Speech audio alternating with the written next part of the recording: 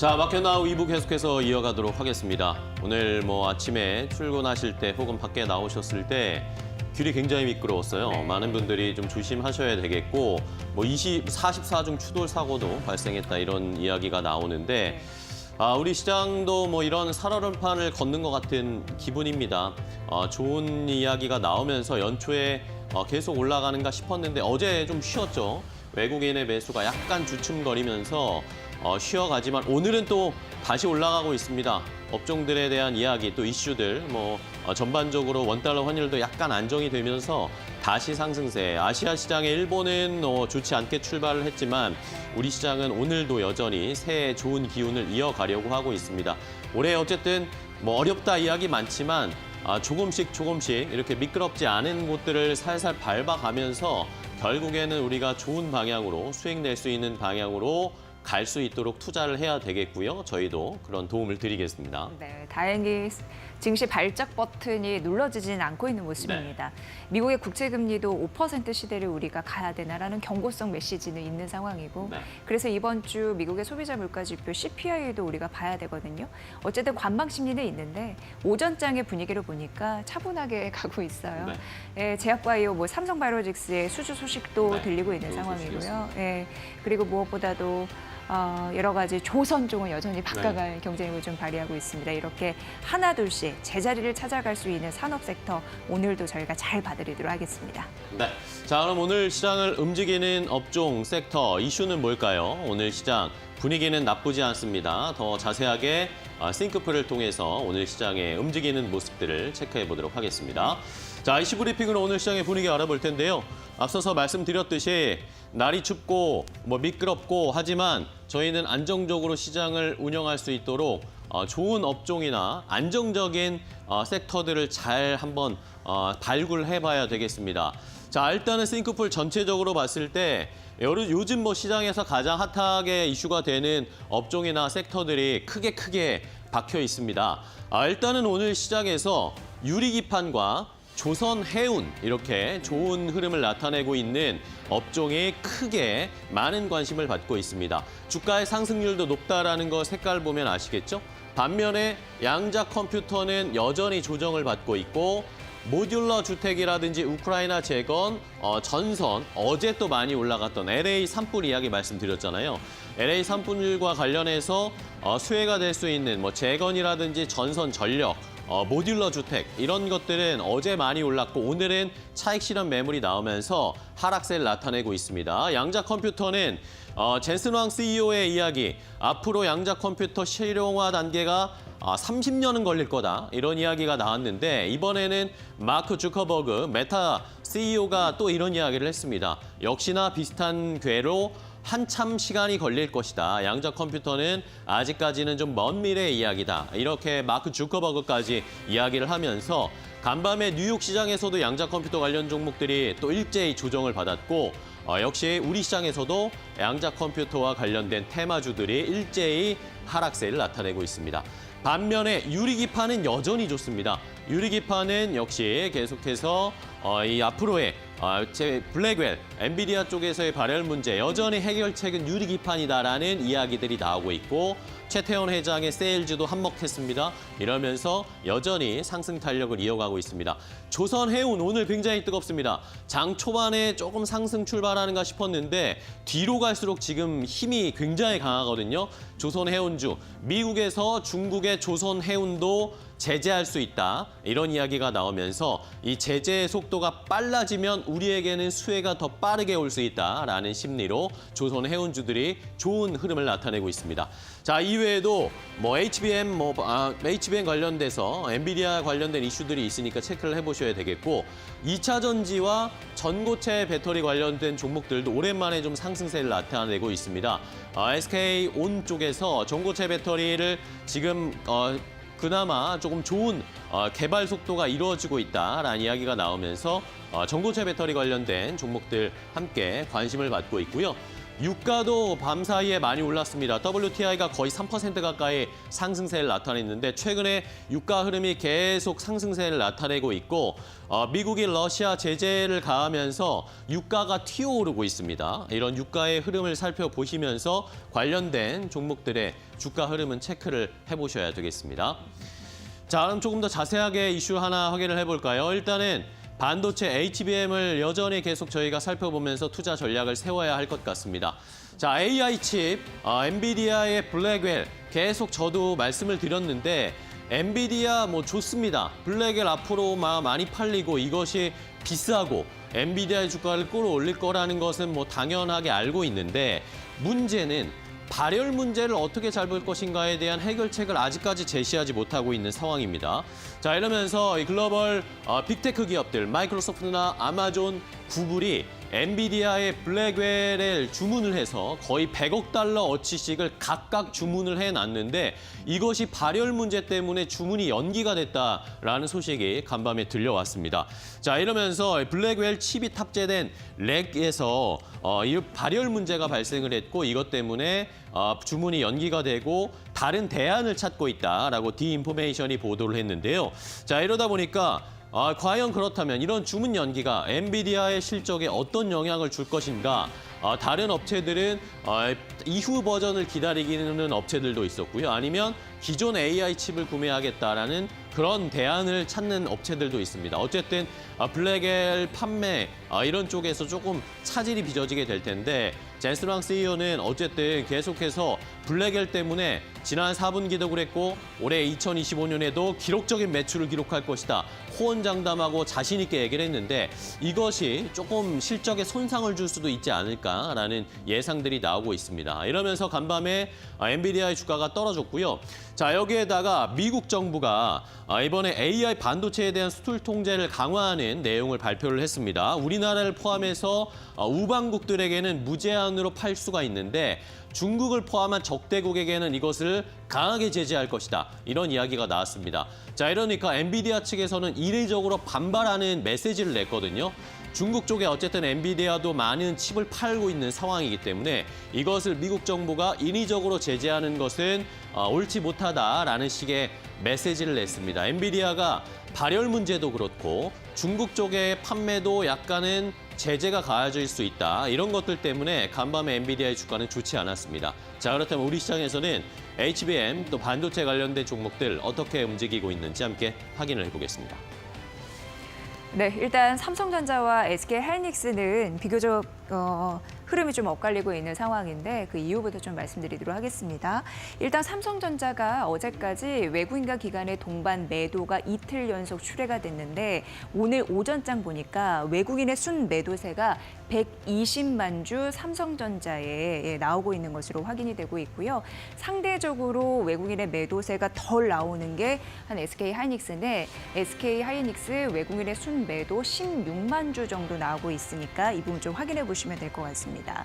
이 삼성전자 하나투자증권이 리포트를 내놨는데요. 목표 주가 7만 3천 원으로 유지한 흐름이 나왔고 하반기 HBM과 관련해서 12단 그런 생산 능력이 굉장히 중요하다라고 얘기를 하면서 주가 드라마틱하게 반등하는 건 아직 이르다라는 의견을 좀 냈으니까 참고해 보시고요.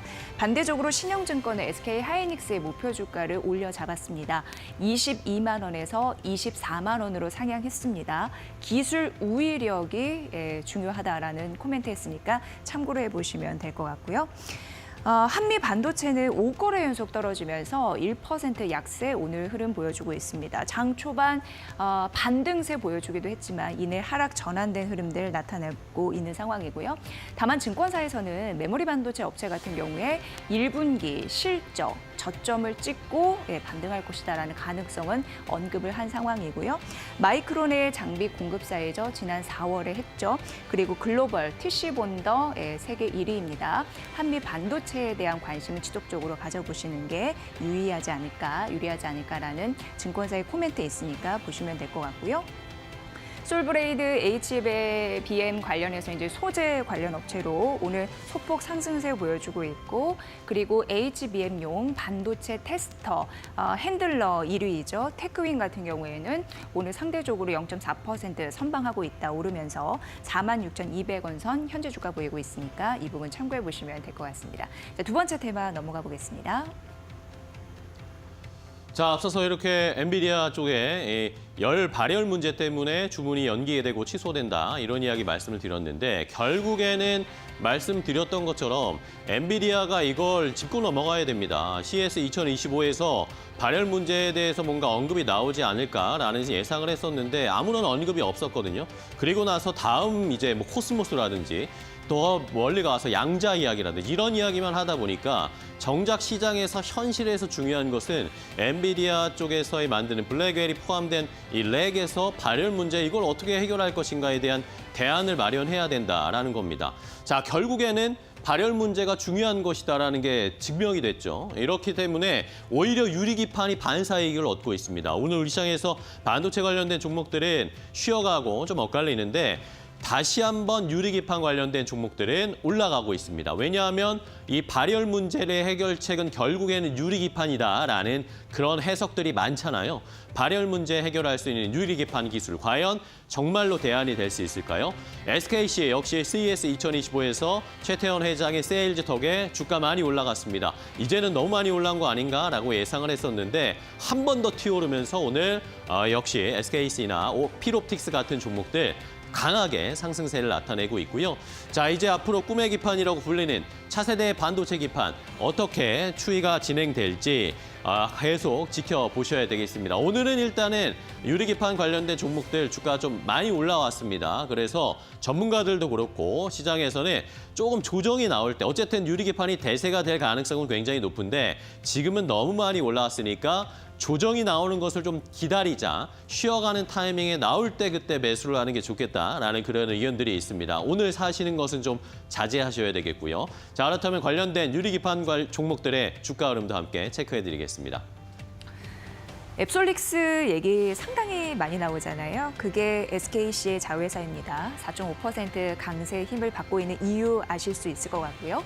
현재 주가는 SKC가 157,600원 되겠습니다. SKC의 자회사 앱솔릭스에 유리기판 검사 장비를 공급하는 곳이 HB 테크놀러지입니다. 4.3% 상승세, 오늘 현재 주가는 2,500원 되겠습니다. 유리기판의 한미반도체 역할을 하는 곳이 필옵틱스입니다. 오늘 7% 강하게 치고 올라가고 있고요. 현재 주가가 26,150원 되겠습니다. YC캠은 HB의 유리기판 관련해서 소재를 양산하는 곳이고요. 여기가 1% 상승세, JNTC 같은 경우에는 유리기판 미세 가공을 하는 업체로 또 유명하죠. 현재 3.8% 상승하면서 21,750원 선 가리키고 있습니다. 자, 꿈의 기판이라고 하는 유리기판 관련주는 오늘 상승세를 띠면서 시장을 이끌어가고 있는 리딩 섹터이다라는 점이 오늘 증명되네요. 마지막 테마 보시죠. 자, 마지막 로벌 이슈는 조선주입니다. 조선주 정말 뜨겁습니다. 저희가 지난주에도 이데일리 인사이트에서 조선주 고민만 하다가 매수가 올라간다라는 그런 코멘트를 해드렸는데 오늘 그대로 그런 양상이 펼쳐지고 있습니다. 오늘 조선주, 해운주도 함께 동반해서 올라가고 있는데요. 자, 바이든 대통령이 이제 임기가 일주일도 남지 않은 상황인데 중국에 대한 제재안들을 여러 가지, 아까 반도체도 이야기했지만 조선 해운 쪽에서도 강하게 드라이브를 걸고 있습니다. 이러면서 다음 이제 트럼프 당선인이 취임하게 되면 조선주나 조선이나 해운, 중국 쪽의 제재를 더 수월하게 지금 만들어주고 있거든요. 그러다 보니까 우리 시장에는 오히려 더 수혜가 급부상하고 있는 상황입니다. 자, 미국의 무역 대표부가 지난해 4월부터 조사를 진행했답니다.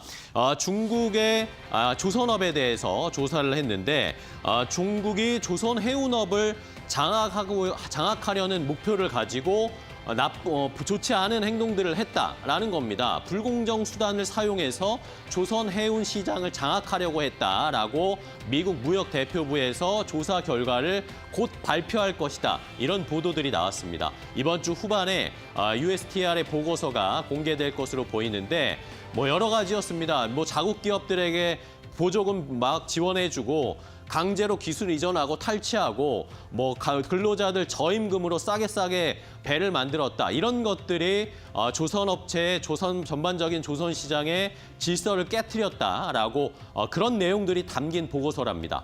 자, 이러면서 조선주 우리는 더 수혜를 받겠죠. 어쨌든 중국을 누르고 그 대안으로 동맹국들과 배를 만들겠다라고 미국이 계속 이야기를 하고 있고 트럼프 당선인도 얘기를 하고 있으니까요. 자연스럽게 우리는 조금 더 빠르게 수혜를 받을 수 있겠구나라는 긍정적인 긍정회로가 돌아가기 시작했습니다. 자, 여기에다가 안덕근 산업장관이 얼마 전에 미국을 방문했는데 여기에서 미국의 차기 정부 인사들과 조선업체 K조선에 대한 협력을 이야기했다라는 소식도 함께 전해지면서 우리 시장 오늘 조선주가 강하게 튀어오르고 있습니다. 자, 그럼 조선주의 주가 흐름 한번 확인을 해볼까요?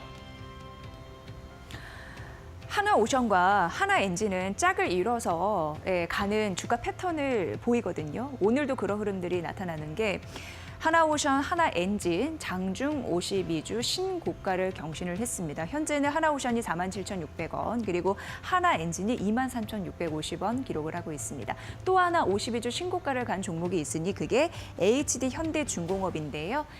찍고서는 일부 차익 실현 매물이 나타나니까 1,500원 빠지고 있는 거고요. 여전히 30만 원 선 위에서 움직인다라는 점이 특징이고요. 삼성중공업 흐름도 나쁘지 않은데 최근 보니까 기관의 순매수세가 한 달 연속 유입이 되더라고요. 참고해 보시면 될 것 같고요. HD 한국조선해양도 올해 수주 목표를 초과 달성할 가능성이 있다라고 했고 오늘 아침 보니까 삼성증권에서 신규 매수 리포트 나왔습니다. 참고해 보시고요. 현재는 0.21% 소폭 조정을 받으면서 23만 원 선 위에서는 움직입니다.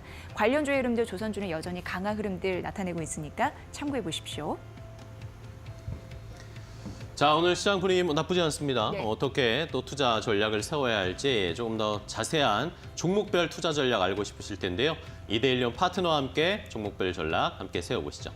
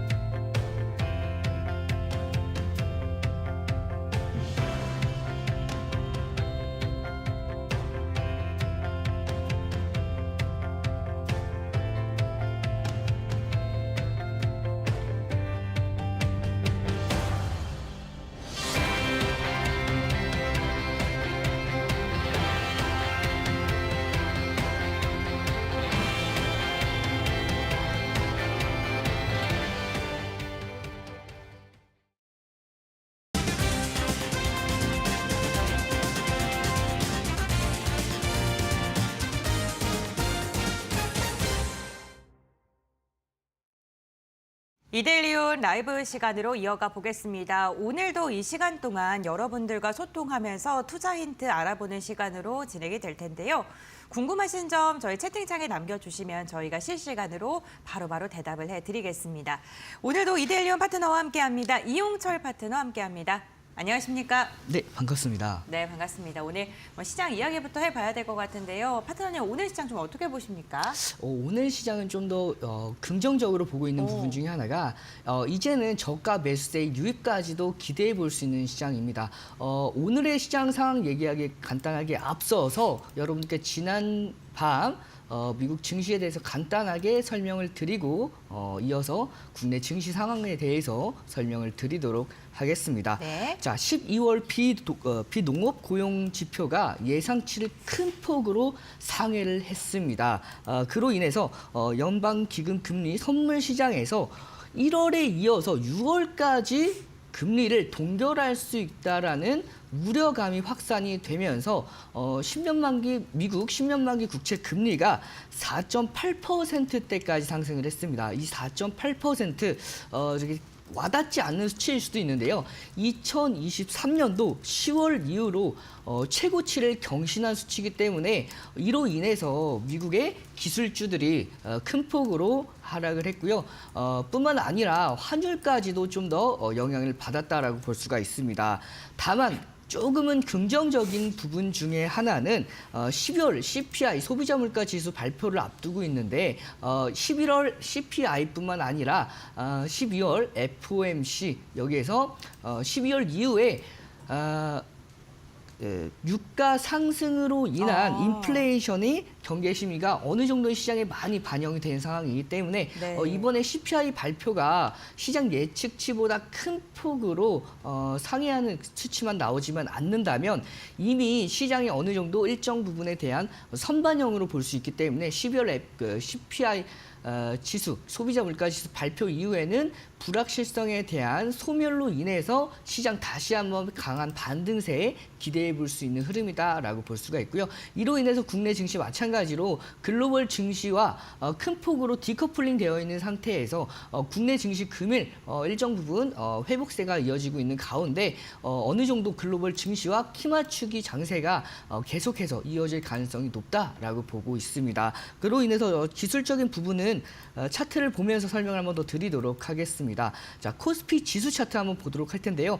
제가 여러분들께 지난 시간에도 한번 설명을 드렸었는데 8월 5일 날 블랙 먼데이에 이 캔들을 보시면은 좀 유의미한 수치를 볼 수 있습니다. 이 8월 5일 날 블랙 먼데이에 저가와 종가의 이 꼬리 이 부분의 박스권을 제가 그어서 설명을 드렸었는데요. 이 부분에서는 강력한 하방 경직성이 이어질 수밖에 없을 겁니다라고 제가 작년 말부터 말씀을 드렸고 그 이후에 올해 1월 2일부터 이 지점을 이탈하지 않는 선에서 2385 라인대를 이탈하지 않는 선에서 강한 반등이 이어졌고요. 이 강한 반등 이후에 최근 1월 10일 이후부터의 조정은 어느 정도의 건강한 조정으로 볼 수가 있습니다. 따라서 국내 증시 조금 더 눌린다 하더라도 2470 라인대를 이탈하지 않는 선에서 강한 반등이 이어질 가능성이 굉장히 높아요. 오늘 같은 경우만 하더라도 장중 강보합권 시작 이후로 약보합권까지는 전환이 됐으나 큰 폭으로 밀리지 않고 현재 구간에서 강한 하방 경직성을 보여주고 있는 모습을 분봉에서도 확인을 할 수가 있습니다. 그래서 오늘 전 거래일의 종가를 일단 낙폭을 이 부분까지는 상승폭을 축소를 했지만 네. 추가 조정은 그렇게 깊지 않을 것이다라는 전망이 이어질 수가 있고요. 중요한 건 시장이 조금 더 앞서서 말씀드렸던 2470 라인대를 이탈하지 않는 선에서 반등이 이어질 수가 있기 때문에 조금 더 조정을 받았을 때에는 적극적으로 공략할 수 있는 매수 타점으로 보시고 여러분들께서 타점을 확인하신 다음에 유망한 종목들로 편입해서 놓으시면 회복장 때 강한 상승폭 여러분들 포트폴리오 계좌에서도 함께 만나보실 수가 있을 겁니다. 네, 알겠습니다. 우리 시장에 대해서는 그래도 긍정적인 말씀을 해주셨는데 우리 시장은 지금 굉장히 중요한 위치에 있죠. 60일 평선을 이탈하지 않기 위해 계속해서 힘을 내주고는 있습니다만 오늘도 보합권까지 상승폭을 좀 다 반납을 한 모습이 나타나고 있습니다. 어쨌든 간 CPI, PPI 발표 확인을 해야 되고 우리 시장에는 또 금통위가 예정이 되어 있습니다. 금통위가 좀 체크를 할 때까지는 경계감이 시장에는 있지 않을까 이런 생각도 해봅니다. 오늘 장에 좀 주목해 볼 만한 이슈에 대해서 이야기를 나눠볼 텐데요. 사실 간밤에도 나스닥을 기술주들이 상대적으로 약했고 엔비디아 역시나 좀 약했기 때문에 시장에 대한 걱정을 많이 하셨을 것 같은데요. 삼성전자, SK하이닉스 그래도 좀 괜찮은 것 같습니다. 반도체는 어떻게 보세요? 전 반도체가 최근에 좀 이렇게 안 좋은 이슈들이 많이 있었죠. 네.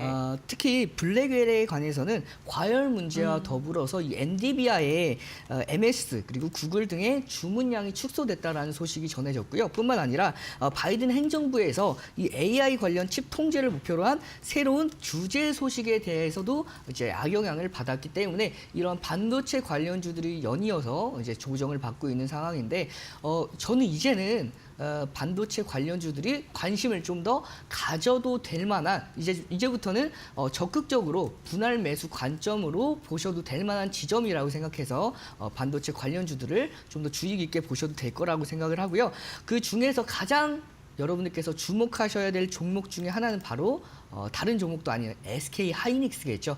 삼성전자와 달리 이 SK 하이닉스는 4분기 실적도 견조할 것으로 예상이 되고 있는 상황입니다.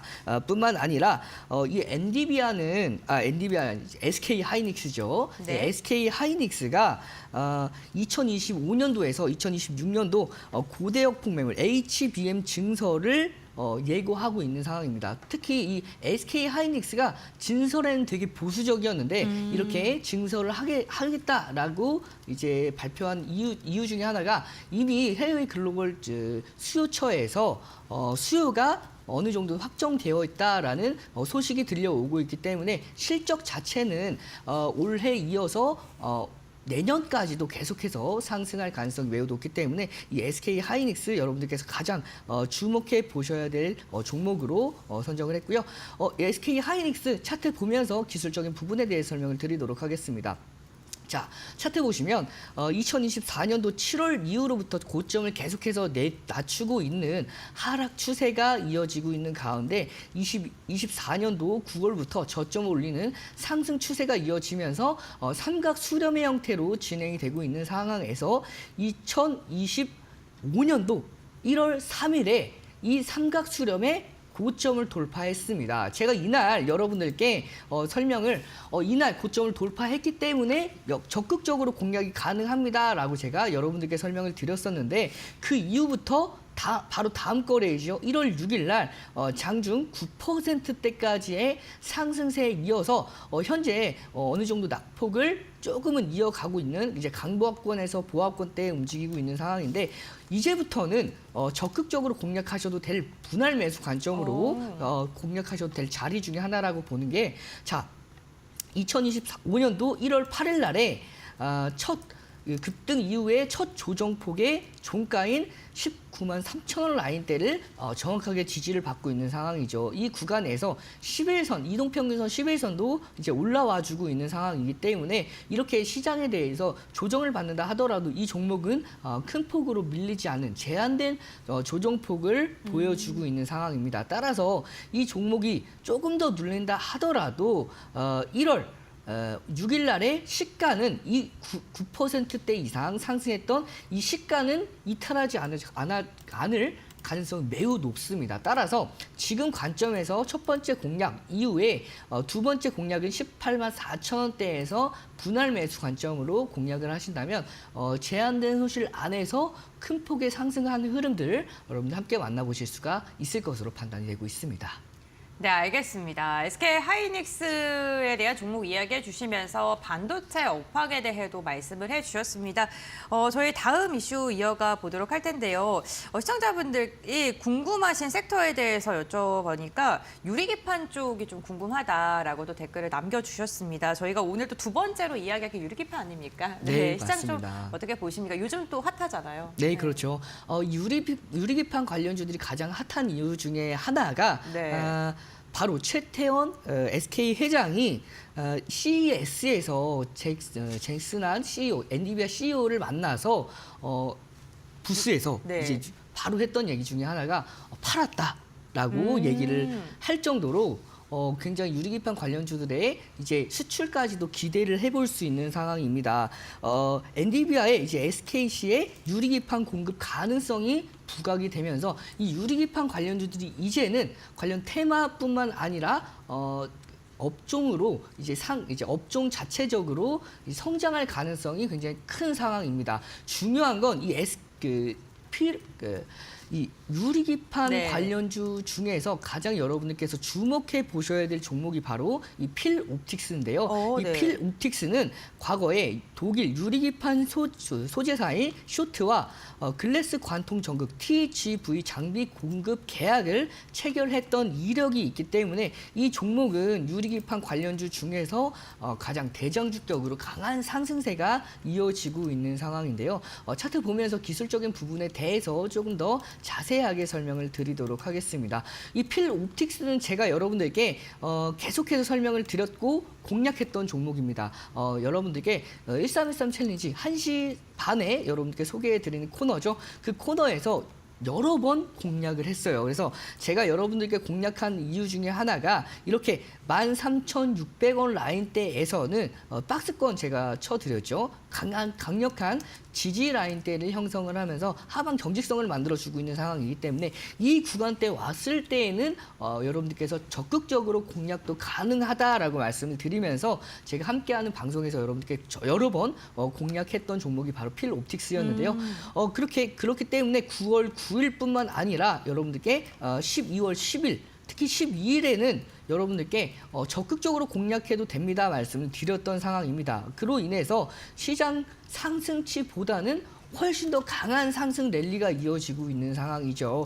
특히 최근에 12월 달 들어서면서부터 14,000원 라인대에서 27,000원대까지 정말 단기간에 강한 상승세가 이어진 만큼 최근에 좀 과열된 구간에서 움직이고 있는데 이 종목을 신규로 공략하기를 원하시는 분들은 24,000원 라인대까지 가격적인 메리트가 있을 때까지는 지금 현재 구간은 보유하고 계신 분들의 영역이기 때문에 조금 더 참으시다가 가격적인 메리트가 있는 24,000원대 구간까지 오면 새로 적극적으로 신규 매수대 충분히 공략이 가능한 흐름이다라고 볼 수가 있겠습니다. 네, 알겠습니다. 필옵틱스 유리기판 관련 기업들 가운데 먼저 선점을 해주셨고요.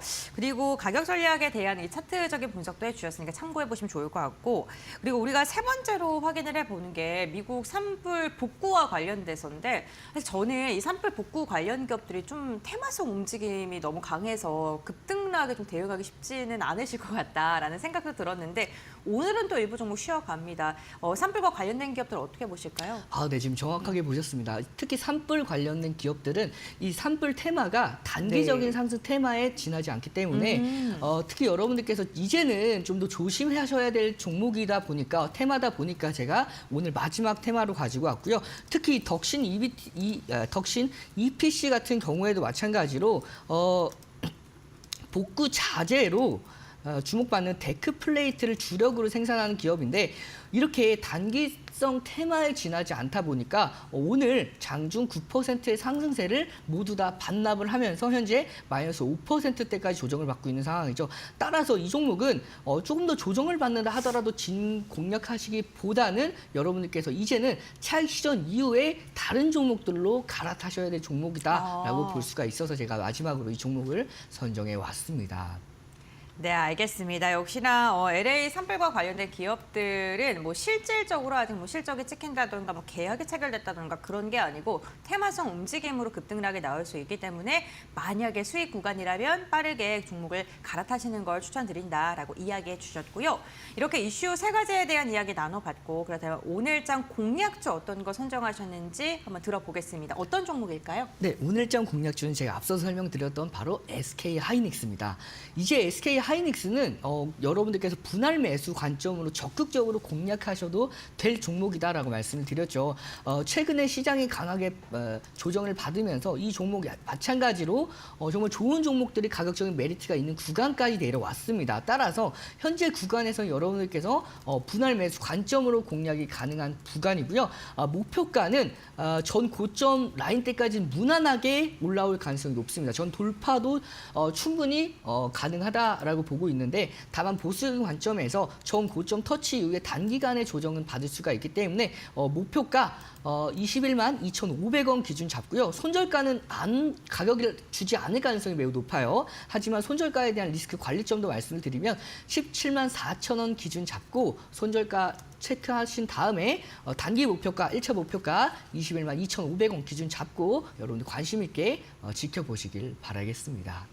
네, 알겠습니다. 오늘의 공략주 SK 하이닉스 이야기해 주시면서 가격 전략 세워주셨으니까요. 참고해 보시면 좋을 것 같습니다. 분할 매수 접근 유효하다라고 이야기해 주셨습니다. 네, 오늘 이호용철 파트너와 함께 시장에 대한 이야기, 종목에 대한 이야기까지 나눠봤고요. 오늘 말씀은 여기까지 듣겠습니다. 고맙습니다.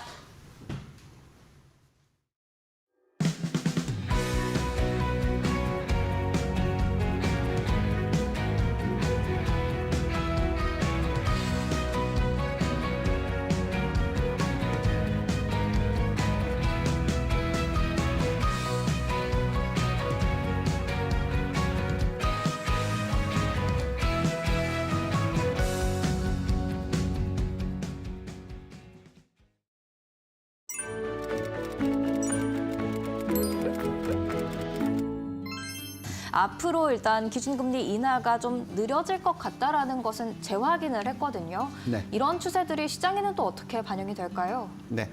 자, 우리가 결국은 시장을 끌고 가는 요소 중에서 굉장히 중요한 포인트는 유동성이 항상 중요해요. 네. M2 증가율이 높아지면 높아질수록 적절한 PER은 높아집니다. 안녕하세요. 시청자 여러분은 혹시 M2가 뭔지 아시나요? M2는 돈의 종류 중 하나입니다. 사실 돈에도 종류가 있습니다. 우리가 쓰는 다양한 종류의 돈, 오늘 쉽게 설명해 드릴게요. 먼저 돈의 종류는 M0, M1, M2, M3 등으로 나타내는데요. 우리나라뿐 아니라 미국 등 전 세계적으로 사용하는 개념입니다. 먼저 M0는 본원통화, 즉 한국은행이 발행해서 시중에 공급한 현금이에요. 가장 기본적인 돈이죠. 내 지갑에 있는 현금이나 은행금고에 있는 돈처럼 당장 쓸 수 있는 현금을 이야기합니다. 그 다음은 M1입니다. 여기에는 M0에다가 요구불 예금이 추가돼요. 요구불 예금이 뭐냐고요? 바로 우리가 은행에 넣어둔 돈 중에서 언제든지 바로 인출할 수 있는 돈을 말합니다. 수시로 입출금이 가능한 통장 같은 거죠. 즉, M1은 내가 바로 쓸 수 있는 돈의 총합이라고 보시면 됩니다. 이제 M2를 살펴볼게요. 여기서부터는 조금 더 범위가 넓어집니다. M2는 M1에다가 저축성 예금까지 포함돼요. 2년 미만의 정기예적금, 거주자 외화 예금, 시장형 금융상품 등 당장 인출하기 어렵지만 일정 기간 이후에 찾을 수 있는 돈입니다. M2는 우리가 조금 여유롭게 사용할 수 있는 돈까지를 포함한 개념입니다. 마지막으로 M3를 말씀드릴게요. M3는 총유동성을 말하는 것으로 M2의 증권, 보험, 은행신탁, 제2금융권의 각종 예금 등을 모두 포함한 것으로 가장 넓은 의미의 통화지표입니다. 즉, 유동성은 적지만 경제에 영향을 미치는 포괄적인 자금까지 포함하는 것이죠. 그럼 왜 이렇게 나눠놓는 걸까요? 이렇게 통화를 단계별로 나눠놓으면 돈의 유동성을 정확히 분석할 수 있기 때문입니다. 현재의 유동성 상태, 유동성에 따른 경제적 상황의 반응을 파악하고 그에 맞는 통화 정책을 수립하는 것이죠. 통화 공급의 크기와 변화는 금리, 물가, 경제 성장에 큰 영향을 주기 때문에 중앙은행은 항상 이 지표를 주목하고 있습니다. 그 중에서도 M2는 2년 안에 사용할 수 있는 비교적 자유롭게 M0로 바꿀 수 있는 돈을 통틀어 얘기하기 때문에 가장 보편적이면서 중요한 개념으로 사용됩니다. 이제 이해되셨죠? 앞으로 이 용어가 나오면 아, 저건 돈의 범위를 말하는 거구나 하고 바로 알 수 있을 거예요. 그럼 다음 시간에 더 좋은 정보로 찾아오겠습니다.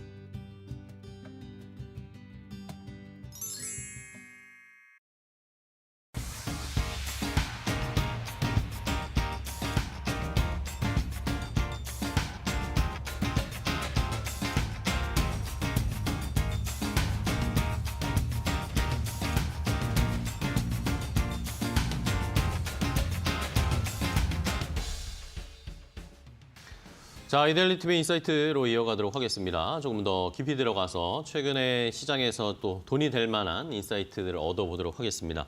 자, 일단은 우리 시장은 조금 약해지고 있네요. 코스피가 약보합권으로 전환이 되면서 2,488포인트까지 내려왔고 코스닥도 상승 탄력 약간 줄어들면서 710포인트까지 내려왔습니다.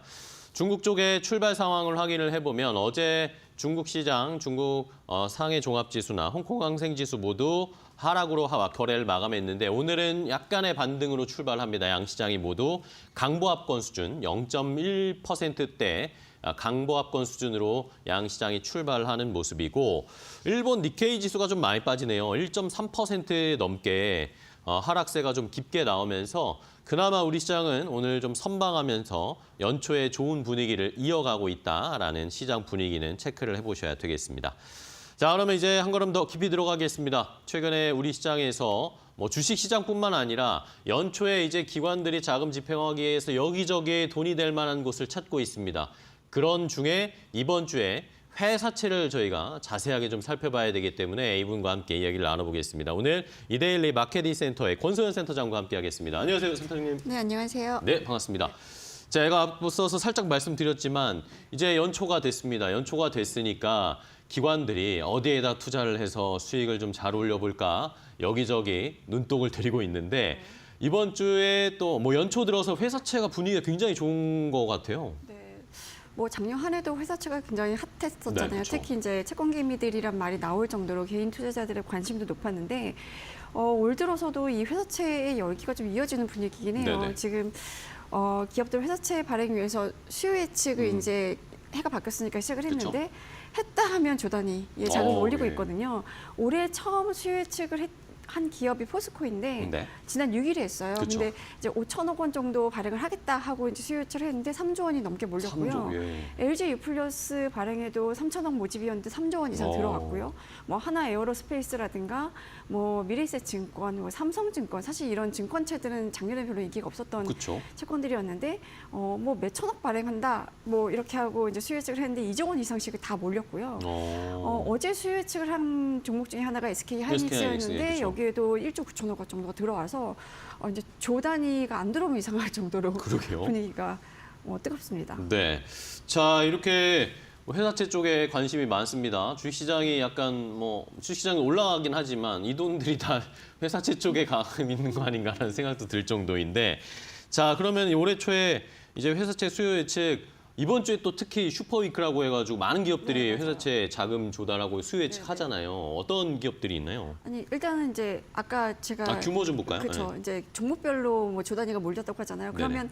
총 얼마가 몰렸는지 지금 네, 규모 좀 이제 올해 보겠습니다. 시작한 지 한 뭐 보름이 아직 안 됐는데 올 들어서 어제까지 그러니까 13일까지 뭐 보면 영업일로 따져보면 8일밖에 안 돼요. 그쵸. 그리고 이제 첫 수요 예측이 6일 포스코였으니까 사실상 포스코부터 시작해서 6일밖에 안 되는데 그 사이에 회사채 발행을 위해서 수요 예측을 실시한 기업이 12곳이에요. 네, 그 12곳의 수요 예측에 몰린 돈이 무려 19조 3,210억 원입니다.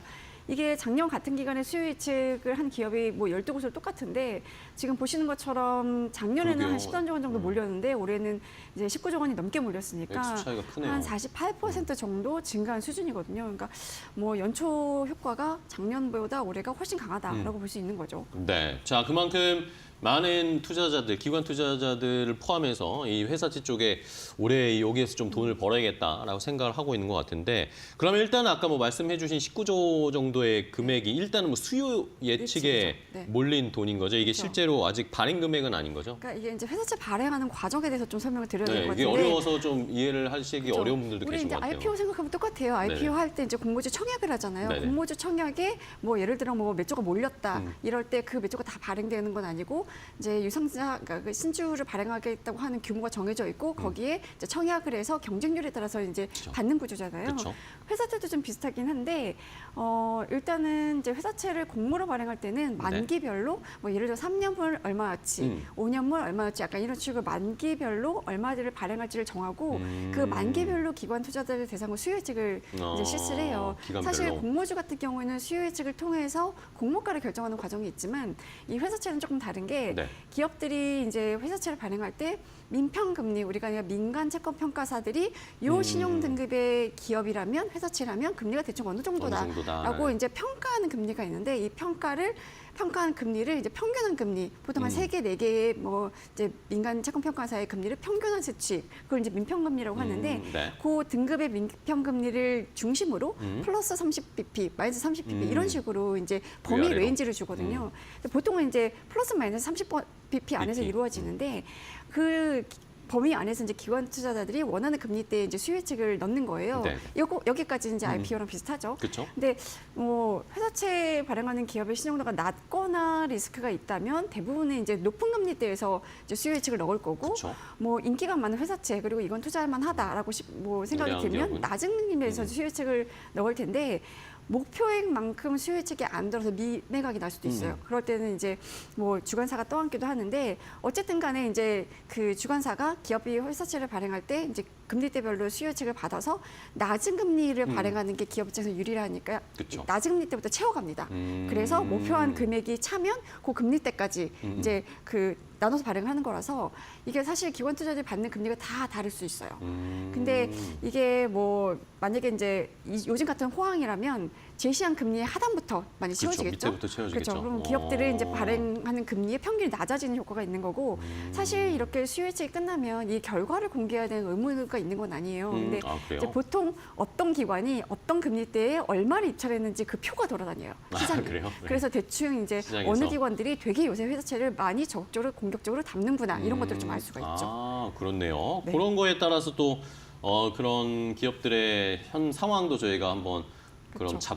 바로미터가 될 수도 그렇죠. 있는 상황이겠네요. 그러면 아무래도 이 올해 초에 작년보다도 훨씬 더 많은 돈이 몰렸으니까 요즘에 뭐 SK 하이닉스도 그렇고 좀 괜찮은 기업들이 많이 회사채 발행했잖아요. 아무래도 말씀해 주신 것처럼 발행 금리가 좀 낮아졌겠네요. 그렇죠. 그러니까 민평금리 대비 발행금리가 어느 수준에서 결정됐느냐에 따라서 이 민평금리를 상회하면 우리가 오버 발행이라고 하고 하회하면 언더 발행이라고 하는데 요새는 뭐 죄다 거의 대부분 언더 발행입니다. 네. 근데 그 민평금리 대비 발행금리를 봤더니 평균 12.11bp가 낮았어요. 그러니까 이제 다 언더 발행을 대부분 그러게요. 했던 거죠. 근데 작년 같은 기간이랑 비교를 해보면 작년에는 1.13bp 낮았었거든요. 그러니까 그렇네요. 작년보다 차이가 올해 크네요. 훨씬 수요가 많다 보니 이제 발행금리가 낮아진 건데 뭐 회사채 투자 심리를 우리가 좀 이제 가늠할 수 있는 지표 중에 하나가 크레딧 스프레드라는 게 있거든요. 그러니까 같은 반기 국고채 금리에 비해서 회사채 금리가 얼마나 높은지를 좀 보는 수치예요. 네. 그러니까 사실 우리가 채권은 금리가 오른다고 하면 채권 가격은 떨어지는 거고 금리가 낮아진다고 떨어진다고 하면 가격이 올라간다는 그러니까 약간 반대로 움직이잖아요. 그렇죠.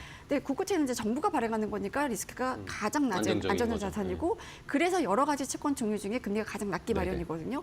그래서 이 국고채 금리에 비해서 회사채가 얼마나 금리가 높은지를 보면 이제 회사채에 대한 투자 심리를 알 수가 그 있는데 차이를 보면 알 수 또 있죠. 기본적으로 이제 신용등급이 높을수록 금리가 낮게 되는 거고 이제 신용등급이 낮을수록 부도 확률이 높으니까 그거를 그 리스크를 테이킹한 데에 그렇죠. 대한 이제 보상으로 금리를 높게 줄 수밖에 없는 건데 네. 국고채와 회사채 금리의 차를 보니까 어제 오후 기준으로 보면 AA- 등급 기준으로 회사채 3년물 금리와 3년 만기 국고채 금리 차이가 46bp 정도였었어요. 46bp. 그러니까 작년 말에 이게 63.4bp 정도였으니까 이제 많이 좁혀진 거죠. 그렇네요. 그만큼 회사채에 대한 투자 수요가 좀 높아서 회사채 금리가 국고채 금리보다 상대적으로 좀 내려왔다. 뭐 이렇게 볼 수 있는 거죠. 알겠습니다. 자, 이렇게 절대적인 금액으로 봐도 그렇고 발행 금리의 수준을 봐도 그렇고 국고채와의 이 차이만 봐도 올해 이제 지금 연초에 얼마 되지도 않았는데 회사채에 관심이 얼마나 많은지를 바로 알 수가 있는데 자, 그렇다면은 회사채가 왜 이렇게 뜨거운지도 좀 궁금합니다. 결국에는 주식시장도 그렇고 뭐 전국도 불안하고 이래서 뭐 안정적인 걸 찾는 건지 그 원인은 뭘까요? 다 이제 녹아 있을 복합적인가요? 텐데 사실 우리가 증시에서도 그렇고 이제 1월 효과라는 말 있잖아요. 네네. 뭐 증시에서 1월 효과는 그러니까 뭐 역사적으로 봤을 때 보통 1월에 많이 오르더라라는 것 때문에 이제 1월 효과라는 말 혹은 이제 연초 효과라는 말이 생긴 건데 사실 증시에서는 이제 여러 가지 이유들을 좀 찾고 있는 게 뭐 절세 때문에 12월에 매도해서 이제 만약에 손실난 주식이 있으면 이제 뭐 차이 뭐 손실난 거 플러스 난 거 이렇게 퉁치는 네네, 그렇죠. 이렇게 퉁친다는 표현이 이제 상쇄하는 거죠. 네. 밤새도 이제 적당하지 않지만 그런 의도로 그런 목적으로 이제 매도했다가 연초에 재매수하는 이제 수요가 있을 거고 연말에 상여을 받았으면 그 상여분 가지고 이제 1월에 주식에 투자하는 경우도 있고 그쵸. 뭐 올해 기업이 굉장히 좋을 것 같아라는 이제 긍정적인 전망 새 이런 전략을 것도 새로 짜는 걸 수도 있고. 네. 작용할 수도 있을 것 같고 가장 중요한 것 중에 하나가 뭐 기관 투자자나 이제 연기금들이 해가 바뀌면 이제 새로운 포트폴리오를 담는 그쵸, 그런 네. 수요들이 좀 있거든요. 그게 이제 1월에 집중이 되면서 1월 효과라는 게 생기는 건데 채권 시장도 마찬가지예요. 채권도 이런 근데 효과가 있는 거예요. 채권 사실 이제 뭐 채권 개미들이 많이 들어오긴 했지만 네. 여전히 이게 기관 투자자들의 비중이 뭐 높잖아요. 대부분이죠. 연말 되면 사실 기관 투자자들이 뭐 11월 말, 12월 초, 늦어도 12월 중순까지는 대부분 이제 한 해 운용을 정리를 하고 북클로징을 하는데 그 내년 운용, 그러니까 그 해가 바뀌면서 이제 연초에 이 포트폴리오에 이제 담기 시작하는 거죠. 그러니까 다시 투자금을 집행을 하면서 회사채를 담기 시작하면서 생기는 게 이제 연초 효과라는 건데 올해의 연초 효과가 역대급으로 강한 이유가 네네. 일단은 이제 한국은행이 추가로 금리 인하에 나설 것이다라는 전망들이 좀 있잖아요. 사실 이제 금리가 인하가 되면 회사채 금리도 떨어질 테니 지금 회사채 수요 예측할 때 들어가서 담아두자 뭐 이런 수요가 좀 있을 거고 또 이게 사실은 이제 하늘이 사실 16일에 올해 첫 금통위를 열 예정이긴 한데 시장에서는 1월에 금리를 내릴 거다. 동결할 거다라는 전망이 팽팽히 맞서고 있는 상황이긴 네, 해요. 그렇죠. 이날을 점치는 쪽에서는 이제 경기가 워낙 안 좋다는 점을 좀 들고 있고 동결을 예상하는 쪽에서는 지금이 너무 환율이 높잖아요. 그러니까 금리를 인하하게 되면 환율은 더 올라갈 텐데 올라갈 수도 원화 가치가 있으니까. 떨어질 수밖에 그렇죠. 없으니까. 그리고 작년 10월, 11월 두 번 연속 이제 금리를 인하했는데 1월까지 3번 연속 금리를 인하한다고? 그건 좀 힘들 텐데 약간 이런 시기에 이제 논리를 대고 있긴 하지만 워낙 지금 탄핵 정국의 소비 얼어붙고 그렇죠. 자영업자들 아우성이고 이러니까 경기 부양 위해서라도 금리를 3번 연속 인하할 수밖에 없다라는 이제 전망이 좀 무게가 실리니까 이제 회사채 수요에 좀 적극 들어가고 있는 것도 있고요. 또 한 가지는 아무래도 이제 사실 비상계엄 선언 이후에 탄핵 정국으로 들어서면서 이제 정치적 불확실성이 좀 네. 올라갔고 이게 리스크로 작용을 하니까 아무래도 이제 투자 심리가 위축되지 않을까라는 우려가 좀 있었는데 그래도 자산 쪽에 생각해 보니까 채권이 안전자산인 그쵸. 거예요. 그러니까 상대적으로 이게 안전자산으로 꼽히는 채권을 좀 담자라는 이제 수요가 좀 작용한 거 아니냐. 그게 이제 역대급 연초효과로 네. 나타난 게 아니냐라는 얘기들을 좀 하고 있습니다. 네. 자, 그렇다면은 어쨌든 뭐 1월 효과라는 것도 회사채 시장에서도 원래 있는 건데 그렇죠. 그게 조금 더 가중된 것만 정치적인 불안정성도 있고 또 이번에 1월 이번 주에 열리죠, 금통위. 이번 금통위에서 또 금리 인하할 거라는 베팅을 하는 그런 투자의 주체들도 있는 거고 이런 게 몰리면서 지금 회사채 시장이 많이 뜨거워진 상황입니다. 자, 그러면은 이렇게 어쨌든 회사채 시장이 막 좋단 말입니다. 그러면은 다른 기업들도 우리도 회사채 좀 발행해서 자금 좀 모아볼까? 이렇게 생각하는 것도 있을 것 같아요. 또 계획하는 그렇죠. 기업들이 있나요? 일단 이제 연말 그러니까 탄핵적으로 들어서면서 좀 뭐 리스크가 좀 높을 것 같으니까 네. 일단 좀 지켜보자는 분위기가 초반에는 좀 강했었어요. 네네. 근데 올해 첫 테이프를 끄는 포스코에 3조 넘게 워낙 몰리니까 좋았으니까. 좀 서두러 볼까 뭐 이런 그러니까 분위기가 지금이 좀 땐가? 이럴 수도 있잖아요. 생기기 시작했는데 이달 회사채 발행 예정 건수가 한 35건 정도가 되거든요. 이 수요 측 날짜를 잡는 건 아마 이제 월말로 가면서 좀 늘어나긴 할 텐데 네네. 뭐 지금 이제 물 들어올 때 노졌자 이런 분위기가 좀 조금 네. 더 조성이 되고 있는 데다가 올해 1분기에 회사채 만기되는 물량이 24조 원이 넘어요. 그러니까 1분기만 놓고 봤을 때 이게 역대 최대 금액이거든요. 네네. 2분기로 가면 뭐 19조, 3분기로 가면 이제 15조, 4분기로 가면 8.8조 이런 식으로 이제 점점 줄어드는데 이렇게 이제 만기가 1분기에 몰리니까 이 만기되는 회사채를 차환하기, 그러니까 상환하기 위한 우리가 이제 차환 수요라고 네네. 하는데 이런 차환 발행들이 좀 있을 거다라는 이제 전망들이 좀 나오고 있죠. 그래서 지금 이달에 그 회사채 발행 일정을 잡아놓은 기업들 중에서도 네. 뭐 신세계라든가 뭐 현대제철 그리고 예스코홀딩스나 롯데렌탈 이런 데들이 오. 좀 이제 차환 수요들이 좀 있는 데들이거든요. 이런 데들 지금 수요 예측 다 날짜 잡아놓은 곳들이고 현대제철하고 신세계는 오늘 수요 예측을 진행합니다. 오. 아마 결과를 좀 봐야 될 텐데 그러게요. 뭐 이 두 기업에도 지금 신세계, 현대제철 둘 다 AA 급이라서 아마 수요 예측 수요들이 많이 몰리지 않을까 하는 생각을 하고 있습니다. 그렇습니다. 자, 계속 이제 대여급들, 큰 기업들도 회사채 발행, 뭐 LG화학 이야기도 나오고 있고, 뭐 이러니까 지켜봐야 되겠습니다. 자, 그러면 이렇게 일단은 연초에는 뭐 분위기 자체가 너무 좋았고 포스코를 필두로 해서 테이프를 끊으면서 우량 기업들이 많이 회사채를 발행을 했는데 그러면은 이제 또 비우량채 쪽도 이제 조금 슬슬 이제 같이 흐름을 따라가지 않을까라는 생각이 드는데. 비우량채 쪽에서는 어떤 일정들이 있나요? 그러니까 사실 우리가 신용등급 싱글 A 이하면 보통 이제 비우량채로 비우량, 보는 예. 그 이상을 이제 우량채로 우량채, 보는데 네. 1월부터 등장하기 시작했어요. 아, 그래서 그래요? 지금 일정 잡아놓은 것 중에 A 플러스 등급인 곳들이 이제 SK 인천 석유화학이라든가 뭐 한솔 케미칼, 하나에너지 이런 데들이 있고요. A 마이너스급에서는 대한항공이 예정되어 있고 트리플 B 플러스에서는 HL, D&I 한라 그리고 트리플 B급에서는 두산 뭐 이렇게 이제 잡아놓고 있는데 일반적으로 이제 예년에 보면 1월에는 보통 AA급 이상의 우량채들이 수요 예측에 나서서 이제 네네. 회사채 시장에 자금을 좀 쓸어 모으고 이후에 이제 연초 효과가 사실 1월까지만 진행되는 건 아니거든요. 그 이후로도 이제 지속이 되면 그때 이제 2월 정도부터 A급 이하의 비우량채가 좀 하나둘씩 등장을 하는데 작년에도 보면 1월 회사채 수요 예측한 곳 중에 그 BBB급은 SLL 중앙 요거 네네. 한 군데밖에 없었어요. 근데 올해는 이제 연초가 워낙 강하니까 그러게요. 많네요. 그리고 이게 언제 끝날지 모르니까 일단은 이제 이럴 때 빨리 들어가서. 네, 빨리 이제 회사채를 발행하자 뭐 이런 분위기라서 올해 A급 중에서 이제 처음으로 수요 예측을 진행한 곳이 오일허브 코리아 여수거든요. 여기 A 플러스 등급을 갖고 있는 곳인데 3년 만기 600억 원 모집을 했는데 4,950억 원이 몰렸으니까 한 8배 정도 주문이 이제 들어온 거죠. 그리고 이제 증권재 건설채 아까 제가 잠깐 말씀드렸는데 네네. 작년에 워낙 이제 부동산 PF 우려가 좀 심해서 네, 그쵸. 이 부동산 PF와 이제 연계되어 연관된 것들은 있는 좀, 그 업종들이 이제 증권 건설이었는데 이런 데들 사실 좀 작년에 뭐 회사채 발행하기가 쉽지는 않았거든요. 근데 올해 연초에 이런 것들이 좀 많이 나서고 있어요. 뭐 미래세증권, 삼성증권은 그러니까요. 이미 이제 뭐 조단위 뭐 자금을 끌어모으면서 성공을 성공했죠. 했고 네. 다른 이제 증권사들도 이제 조금씩 나설 것 같고요.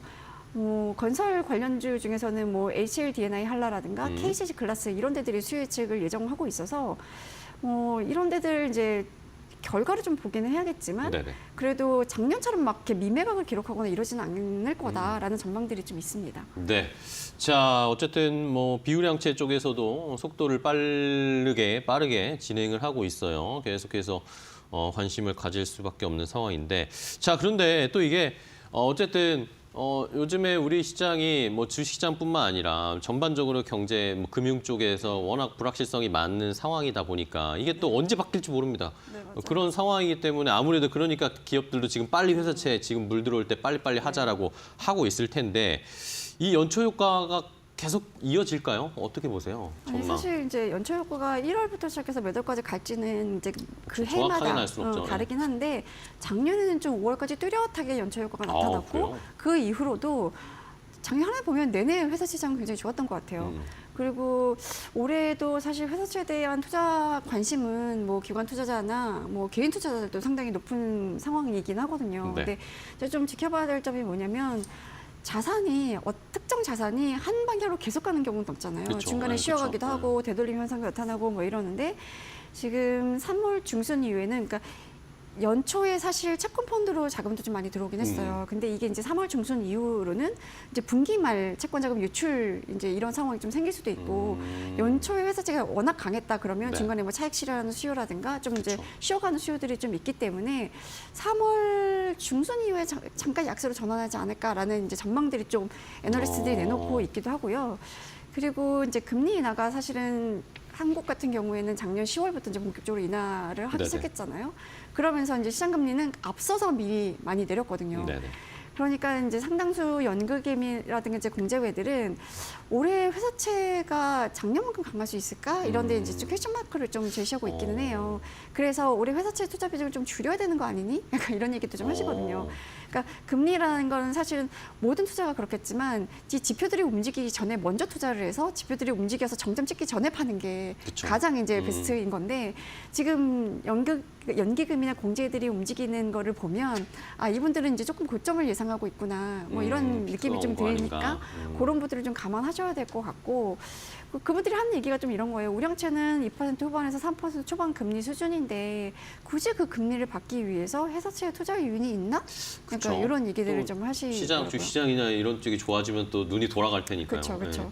그리고 이제 회사채도 주식과 마찬가지로 이제 업종별로 그리고 이제 비우량채 그리고 우량채 간에 이제 양극화가 좀 진행될 거라는 얘기들을 좀 많이 하시는데 올해 본격적으로 트럼프 시대가 시작되잖아요. 그러면 이제 그 역량에 따라서 업종별 양극화가 진행이 될 수밖에 없고 그렇다면 그 업종에 따라서 회사채도 좀 갈리지 않겠냐. 뭐 그리고 우량채, 비우량채의 양극화는 진짜 물이 막 들어오고 이럴 때 아니면 늘 이제 좀 그쵸? 차별화가 네. 됐거든요. 근데 올해도 사실 비우량채에 이렇게 적극적으로 투자하는 것들은 조금 봐야 되는 게 아까도 말씀드렸다시피 이제 회사채가 계속 이제 쭉 강세로 갈 수는 없으니까 이럴 때 조금 리스크가 있는 비우량채 이런 것들보다는 좀 우량채 위주로 보시는 게 좋겠다 이런 얘기들을 좀 하는 분위기입니다. 네, 알겠습니다. 시장의 상황을 자세하게 취재해서 알려주셨는데 뭐 워낙 전국도 불안정하고 우리나라 경제 올해 안 좋다는 이야기들을 작년에 너무 많이 들어서 저희가 그런 것 때문에 뭐 선제적으로 회사채나 안정적으로 투자 포트폴리오를 짜는 기관들도 많았을 겁니다. 그런데 어쨌든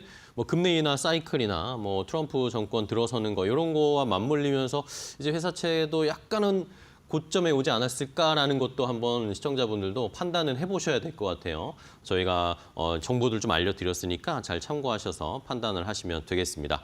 자, 오늘 회사채 이야기 요즘 뜨거운 또 이번 주 슈퍼위크이기 때문에 한번 이야기를 나눠봤습니다. 오늘 권서현 센터장과 함께 이야기 나눴는데요.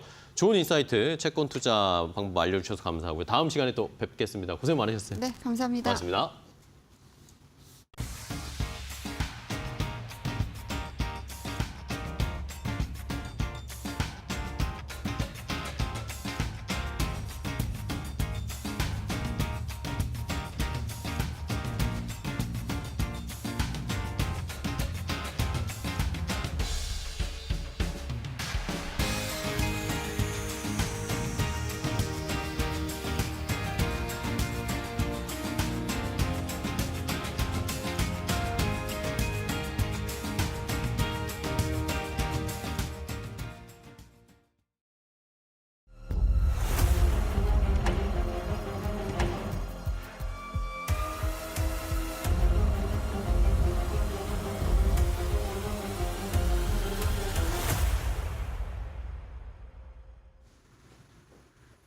안녕하세요. 메이토크 신일섭입니다. 오늘의 주제는 대한민국 증시 꼴찌에 반란, 유리기판 조선 기자재 섹터 급등세입니다. 자, 트럼프 취임식이 얼마 남지 않았고요. LA에서는 산불이 점점 번지고 있고, 그리고 금리통화위원회가 1월 달에 또 지금 앞두고 있죠.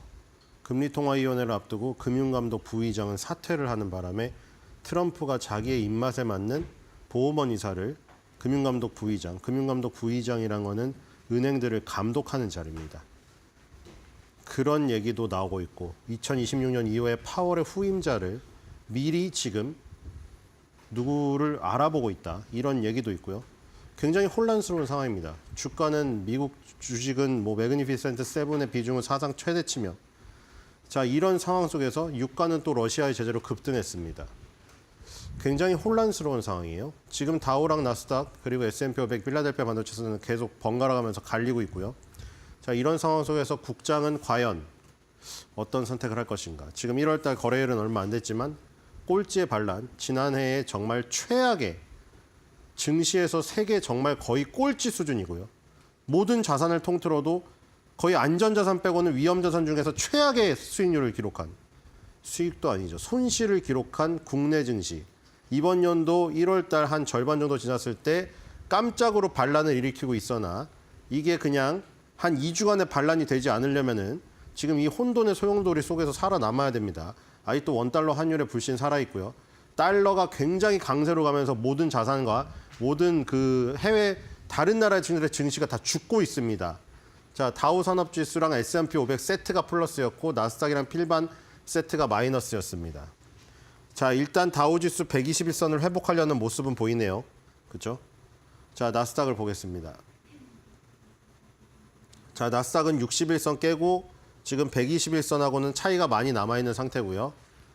자, S&P 500 보겠습니다. S&P 500은 중간이죠. 그렇죠? 121선에 거의 닿을랑말랑하고 있고요. 자, 뒤로 가겠습니다. 필라델피아 반도체 지수도 양봉은 나왔죠. 하지만 방향성이 없다.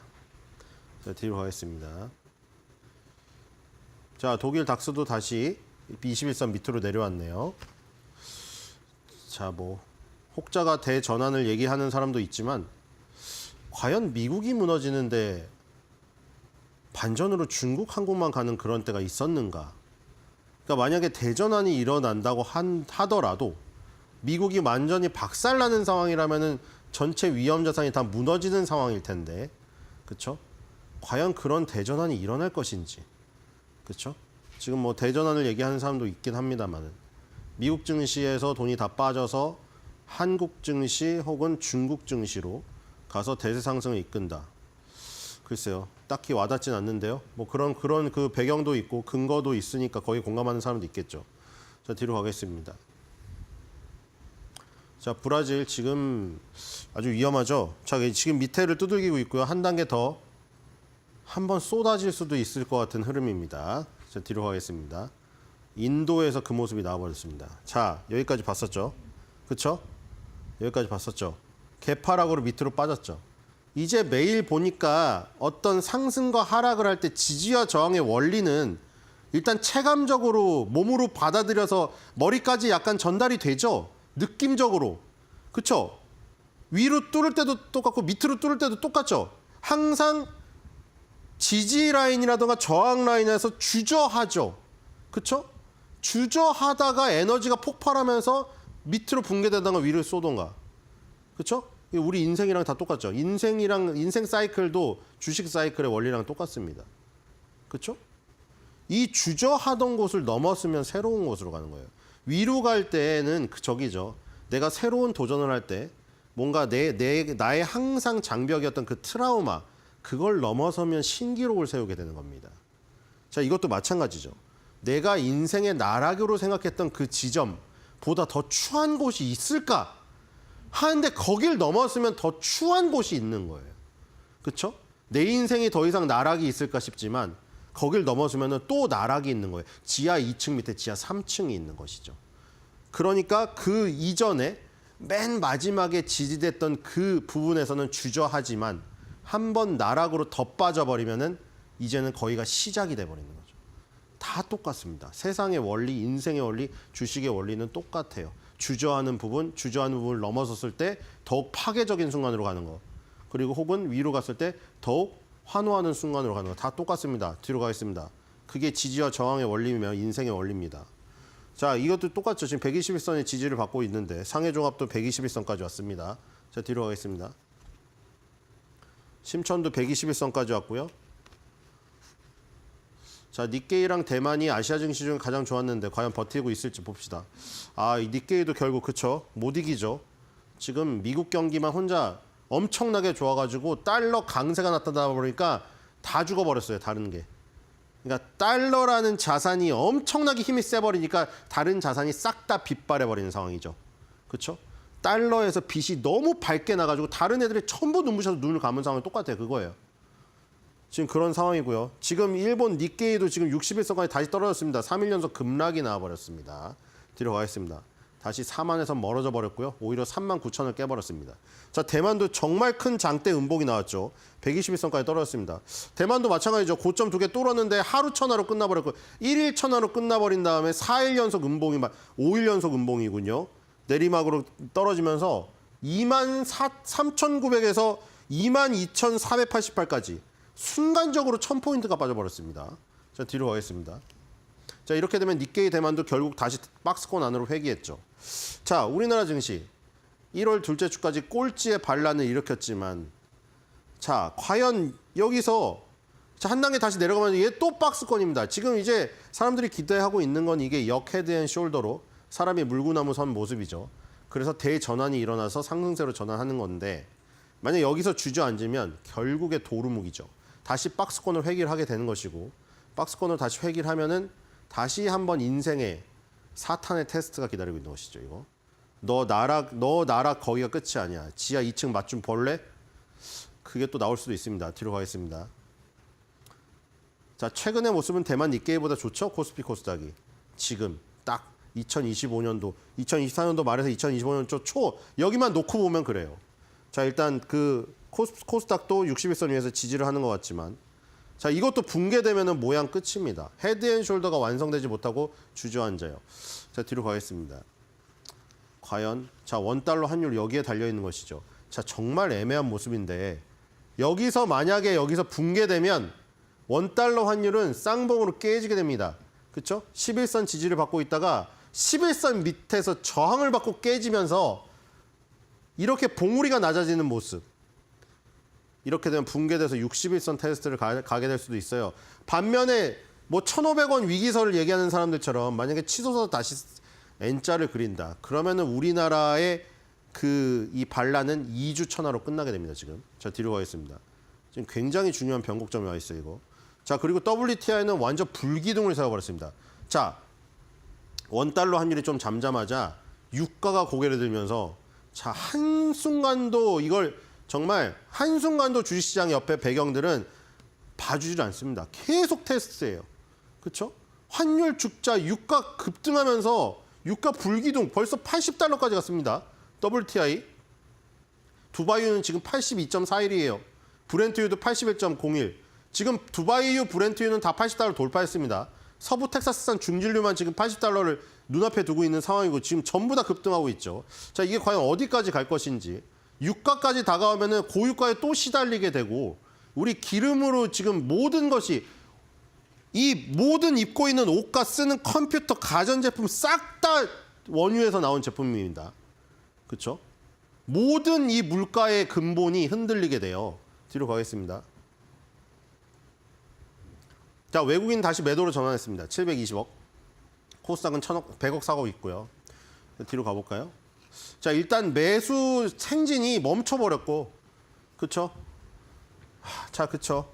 신났는데 이게 딱 순매수로만 보면은 딱 그냥 일주일 거래일 5번이에요. 1, 2, 3, 4, 5, 그쵸? 그리고 여기서 좀 저기 하더니 결국 8,700억 터져버렸죠. 7,480억 거의 8,000억 샀었는데 이렇게 터져버려가지고 그러니까 여기서 지금 이제 관건인 거죠. 여기서 다시 매도 전환을 해서 매도 스트레이트가 쫙 나와버리면은 자, 원달러 환율 차트는 이제 아까 전에 상승 N자를 그리고 위로 날아가 버리는 것이고 1,500원 위협하는 순간까지 또 와버리면은 우리나라는 그렇게 겨우겨우 만들어놨던 역 헤드 앤 숄더 다 망가집니다. 다시 오른쪽 어깨 주저앉으면서 꺾여버리는 건데 지금 외국인의 수급 상당히 중요합니다. 뒤로 가겠습니다. 자, 미국입니다. 미국도 미국도 굉장히 지금 혼란스러운 상황이죠. 경기가 너무 좋아서 혼란스러운 상황이에요. 이게 지금 반대. 그나마가 아니라 이런 걱정은 행복한 걱정이죠, 사실은. 주가가 박살나고 경기가 어려워서 걱정인 곳에서는 저런 걱정하는 게 얼마나 부럽겠어요. 너무 뜨거워서 걱정을 하고 있으니 참 아이러니합니다. 자, 제일 많이 오르는 건 유나이티드 헬스그룹 3.93, 4% 올랐죠. 방어주적인 성격이 강하기 때문에 올랐고요. 테슬라는 방어주적인 성격이 강한 업체가 아닌데도 올랐습니다. 자, 뒤로 가겠습니다. 아무래도 취임식이 얼마 안 남았기 때문이죠. 앨런 머스크는 또 옆에 등장할 테고. 자, 일본입니다. 일본에서 지금 가장 많이 오른 거 주가이 제약, 제약사 또 방어주죠. 닌텐도랑 이토추 이 상사업체 오렌 버핏이 투자한 주식이죠. 자, 저런 주식 위주로 올랐습니다. 자, 상사 주식이라든가 제약주 같은 경우는 굉장히 안정적으로 방어주적인 성격이 있는 것이고요. 도요타가 플러스를 기록했습니다. 1등주에서. 뒤로 가겠습니다. 도요타가 주가를 지탱했고, 자, 엑슨모빌 저기 보겠습니다. 20위권 밖에 있어서 아까 20위안은 잡히지 않았지만 예전에는 사실 거의 시가총액이 1위 수준이었죠. 엑슨모빌이 다우존스의 대표 주자였고 퇴출당했잖아요. 애플이 들어오면서. 자, 엑슨모빌 옛날의 영광. 자, 지금 WTI가 급등하고 있기 때문에 엑슨모빌 같은 이 정유주, 여기도 지금 엑슨모빌 쉐브론이 지금 반등하고 있죠. 21선을 탔습니다, 드디어. 지금 21선이 작년 11월 달에 무너졌거든요. 자, 엑슨모빌이 다시 탔어요. 만약에 유가가 급등을 계속한다면 엑슨모빌 쉐브론이 반등을 이어나가게 되겠죠. 반면 기술주들은 약세를 보일 가능성도 있습니다. 자, 뒤로 가겠습니다. 자, 귀주모테주. 네, 계속 좋지 않고요. 뒤로 가겠습니다. 백주 업체라고 말씀드렸고, 자, CATL도 계속 좋지가 않아요. 지금 중국이 좋지가 않습니다. 이렇게 되면 상당히 어려워진다고 했죠. 왜냐하면 있는 카드 다 썼거든요. 부양책으로 내놓을 수 있는 걸 카드를 다 썼는데 만약에 경기가 안 살아나 버리면 정말 골치가 아프죠. 이렇게 되면. 뒤로 가겠습니다. 자, 그리고 도요타 자동차입니다. 도요타 자동차는 일단 한번 올라간 다음에 쉬고 있는 모습이고요. 뒤로 가겠습니다. 자, 지금 TSMC죠. TSMC도. 자, 뭐 대만 증시랑 니케이 증시가 지금 주저앉아서 아쉽다는 거지 우리나라 지수에 비하면 훨씬 좋죠. 지금 시가총액 1위 비교해 보세요. 일본 시가총액 1위 도요타, 대만 시가총액 1위 TSMC, 한국 시가총액 1위 삼성전자 3개 비교해 보십시오. 뒤로 가겠습니다. 누가 누구 걱정을 해야 되는가. 그렇죠? 자, 일본의 특징주입니다. KDDI. 자, 이건 일봉인데 월봉은 계속 꾸준히 올랐어요. 이거는 연구해 볼 필요가 있는데 왜 얘네는 통신주도 다 지금 우상향을 하는지 신기할 정도인데 소프트뱅크 그룹하고 KDDI 이런 1, 2위를 하는 유무선 통신 사업자입니다. 우리나라 따지면 뭐 소프트뱅크, SK텔레콤 얘네는 뭐 지금 KT 정도 되겠죠. 근데 계속 꾸준히 오른단 말이죠. 자, 퍼스널, 유무선 통신, 라이프 디자인, 금융결제, 동영상 서비스, 비즈니스의 B2B 서비스로 나눠지고 있다. 2020년 3월부터 5G 상용했고 2022년 3월 달에 3G 종료 선언했다. 비슷하잖아요. 그렇죠? 우리나라 통신업체가 하는 거랑 거의 비슷합니다. 근데 뭐 어떤 부분이 틀릴까? 일본이라고 해서 뾰족한 수가 있나요?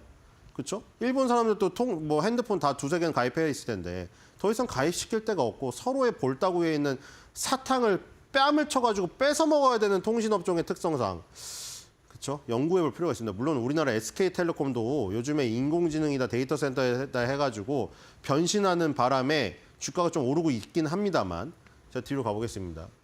통신주가 방어주적인 성격을 넘어섰어요.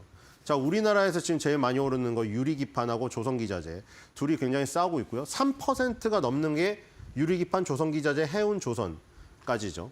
자, 지금 지수가 조금 흔들리면서 지금 전체적으로 지금 아마 조금씩 다 빠졌을 겁니다.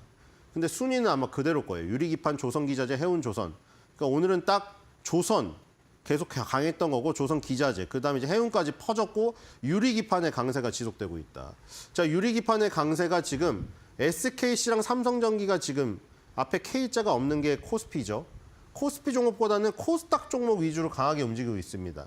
그리고 여기서도 계속 이제 1, 2등주가 갈리는데 SKC가 먼저 선점을 했잖아요. 물론 자회사인 SK 앱솔릭스가 사업을 하고 있습니다만 SK 앱솔릭스가 상장이 안 되어 있다 보니 SKC로 투자를 하고 있는 것이죠. 그다음에 삼성전기는 이제 한 발 늦었어요. 여기서 지금 SK그룹과 삼성그룹의 지금 현재의 어떤 저기를 볼 수가 있는데 시가총액 1위는 삼성전자고 2위가 SK하이닉스잖아요. 근데 요즘의 퍼포먼스는 그렇죠? 한 1, 2년간 보세요. 계속 SK가 이슈를 선점해 나가고 있지 않습니까? HBM 때도 그랬고. 한 번 놓치니까 지금까지도 헤매고 있잖아요. 삼성전자가. 젠슨 왕이 맨날 나와서 립 서비스로 삼성전자 이제 곧 된다 희망 고문을 지금 몇 개월째 하고 있습니까? 자, 그리고 유리기판도 마찬가지죠. 삼성전기 또 놓쳤어요, 지금. SK 앱솔리스가 먼저 해버렸거든요. 지금 어플라이드 머티리얼즈랑 벌써 합작 회사사였어요. SK 앱솔리스는. 자, 그래서 SKC가 항상 앞서 나가고 있고 얘네 두 개가 유리기판을 만들고 코스닥에는 대부분 이 유리기판을 만드는 데 필요한 장비 부품 소재 업체들이 있습니다. 지금 필옵틱스 그리고 HB 테크놀로지 이런 업체들이 지금 강세를 띠고 있습니다. 이제 뒤로 가겠습니다. 오늘은 특징주로 한빈 레이저를 한번 보도록 하죠. 한빈 레이저. 한빈 레이저가 산업용 레이저 제조 생산을 목적으로 설립되었고요. 2차 전지 제조 장비와 자동차 제조 장비가 주력입니다.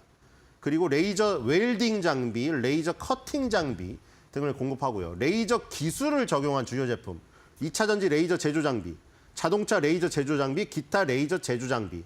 자, 장비 업체죠. 장비 업체가 항상 비싸죠. 우리 가전제품으로 따지면 냉장고입니다. 장비를 들여와야 되죠. 이사 가면 냉장고를 먼저 사잖아요. 그다음에 그 안에 들어가는 선반을 끼기 시작하죠. 그게 부품이죠. 그다음에 선반 다 끼면 뭐 사요? 피망, 치즈, 계란, 하루, 일주일 가는 그런 것도 신선식품 사죠. 그래서 항상 사이클상 장비 부품 소재 순서대로 가는 겁니다. 우리가 언론에서는 소부장 하지만 순서는 장비 부품 소재 순대로 움직여요. 그래서 지금 보시면 필옵틱스, 한빈 레이저 다 장비 업체거든요. YC캠 같은 게 소재 업체예요. 그러니까 장비는 한 번 들어가서 내구재적인 성격이죠. 비싸고 오래가고 규모가 큰 거고 소재는 계속 소모가 되면서 그렇죠? 일회성으로 써진다는 그런 하지만 나중에 투입된다는 그런 특징이 있죠. 자, 여기에 당사 지적 재산권 현황이 있습니다. 지금 27건의 특허를 보유하고 있는데 바로 이 부분 때문에 지금 얽힌 겁니다. 여기에 지금 10번째 특허에 보면은 유리기판을 스크라이빙하는 특허를 따낸 것을 지금 저기 볼 수가 있습니다. 지금 유리기판 관련주를 얽혔잖아요. 이 레이저 기술로 유리기판을 스크라이빙, 이른바 절단입니다. 그러니까 지금 쓰는 거는 여러분들이 PCB라고 프린트 서킷 보드라고 남자분들 어렸을 때 막 라디오 망가지거나 이러면 뜯어보면은 위에 초록색 칠된 판이 나온 거 기억나실 거예요. 납땜되어 있는 거. 그 판을 쓰다가 이제 HBM이 뭐 8단, 12단 막 이렇게 가다 보니 그 기판, 플라스틱 기판은 울퉁불퉁 하잖아요. 아예 플라스틱 기판을 없애버리고 유리기판으로 매끈하게 하는 겁니다. 그럼 매끈한 기판과 기판, 아예 어렸을 때 라디오에서 뜯은 거는 납땜되어 있어서 그 납땜 부분하고 선도 있잖아요. 납땜 선 다 없어지는 거예요, 앞으로. 대신에 유리기판으로 바뀌어서 더욱 면적을 줄일 수가 있는데 이제 거기다가 예를 들어 하이닉스면 하이닉스라는 이름을 새겨야 될 거 아니에요. 그런 각인부터 또 거기다 구멍을 뚫어야 될 거 아니에요. 구멍 뚫는 거부터 그다음에 그 구멍 뚫는 데다가 선을 연결해서 거기를 붙이는 본더부터 여러 가지 장비들이 필요합니다. 그리고 그게 우리가 생각하는 뭐 얼음처럼 유리라고 해서 김연아 선수 하는 얼음처럼 두꺼운 게 아닙니다. 엄청나게 월남쌈보다 훨씬 얇은 거예요. 그래서 웬만한 커팅 장비로는 자르다가 어떻게 돼버리죠? 얼음 잘라보셨죠? 겨울철에 얼음 잘라보세요. 황소개구리 있는 얼음 거의 어떻게 되죠? 자르려다가 다 깨져버리잖아요. 그러니까 레이저로 한 방에 싹 잘라버려야 됩니다. 그러니까 레이저 장비가 굉장히 지금 각광을 받고 있는데 저 한빈 레이저는 이 유리기판용 스크라이빙 장비 특허가 있다, 저기. 스크라이빙이 여러 가지 칩들이 있을 때 절단을 한 방에 레이저로 하는 겁니다. 예를 들어 그 칩 위에 유리기판 있는 플라스틱 기판에 칩이 한 100개가 있다고 쳐봐요. 그럼 100개 다이를 한 번에 뉴스에서 많이 보셨죠? 웨이퍼에 이 조각이 나 있잖아요, 네모나게. 그걸 한 번에 짜짜짜짜 자르려면 레이저로 쫙 잘라야 됩니다. 그게 바로 스크라이빙 장비인데 한민 레이저가 이런 특허가 있다는 거. 그래서 일단 이 지금 121선을 벗기는 갭 상승이 나오면서 급등했다가 조금 저희가 줄어들었습니다. 일단 대장은 필옵틱스고요. 지금 한민 레이저가 저 특허 있는 저 소식 때문에 이 뒤에 후발주로 따라붙고 있는 이런 상황이라고 생각하시면 됩니다. 어쨌든 유리기판으로 바뀌는 건 대세 같고요. 왜냐하면 지금 어플라이드 머티리얼즈나 SK 앱솔리스 같은 저런 대형 장비 회사들이 저렇게 막대한 돈을 투자했다는 것은 미래가 있기 때문입니다. 그게 명심하시면 될 것 같고요. 오늘의 한 줄 매듭평입니다. 옛날에 먹고 뜯고 맛보고 뭐 그 노래 있었죠? 그걸 해보겠습니다. 깎고 새기고 입히고 절단하고 레이저 레이저 레이저.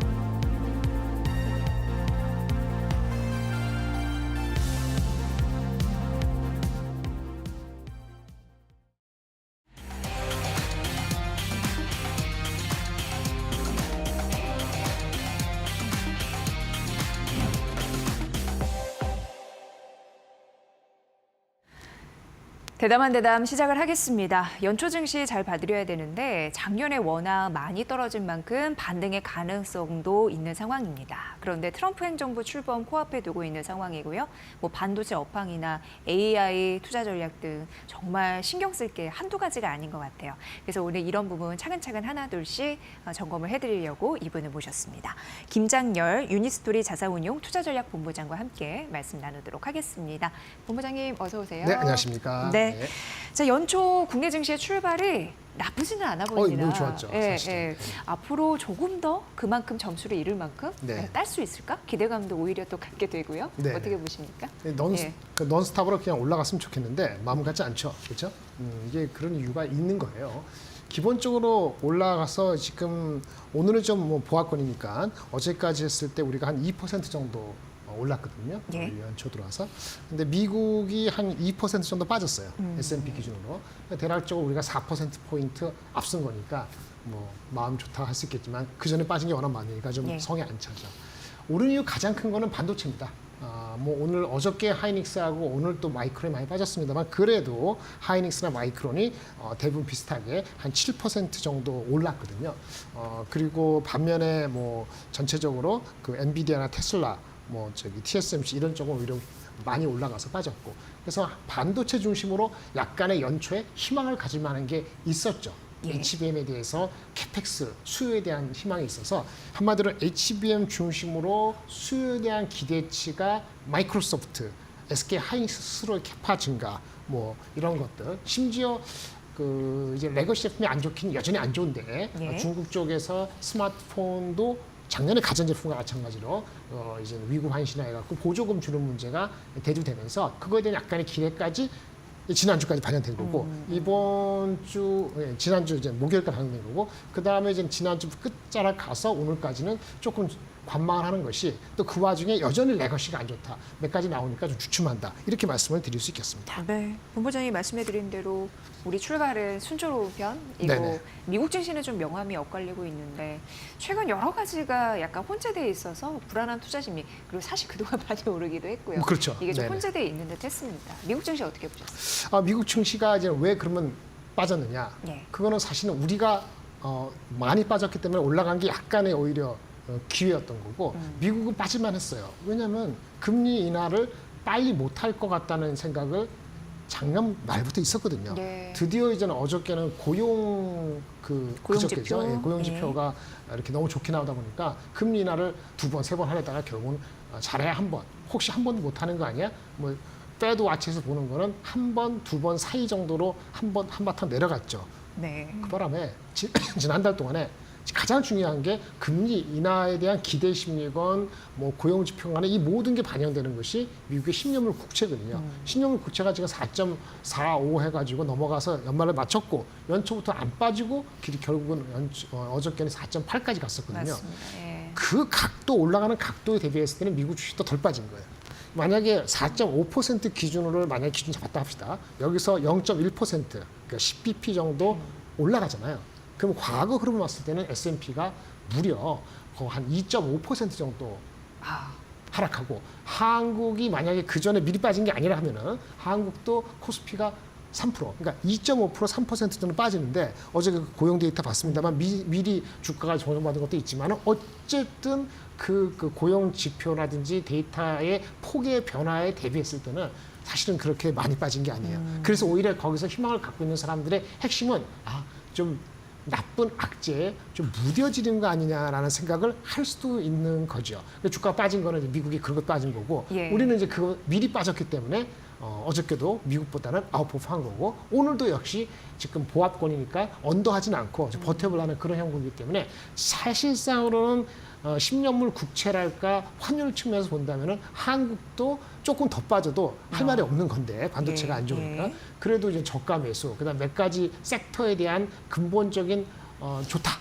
조선, 방산, 뭐 전압기 이런 것 힘을 갖추다 보니까 비록 반도체가 바로 스트레이트로 못 가더라도 장이 흔들리지는 않는 그런 모양새를 보고 있기 때문에 거기에 희망을 갖고 있는 거 아닌가 싶습니다. 네, 우픈 얘기일 수도 있는데 본부장님 말씀 들어보니까 잃을 게 없는 우리로서는 네. 그런 악재가 네. 예, 큰 급락으로 이어지지 않고 오늘 지수금은 버티기는 잘하고 있는 거네요. 그럼요. 예, 예. 그러니까 우리 국내적으로 예. 전국의 안정에 대해서도 뭐 여야라든지 그 진영에 따라서 해석은 달리할 수 있겠습니다만은 네. 어쨌든 한 달 전보다는 그래도 희망까지는 안 해도 이것이 어떻든 간에 마무리될 수 있다는 생각을 갖고 있잖아요. 마무리가 뭐 구정 전에서 할지 진짜 뭐 대통령 새로운 선거가 그렇게 빨리 이루어질지는 정확히는 모르겠습니다만 그래도 최상목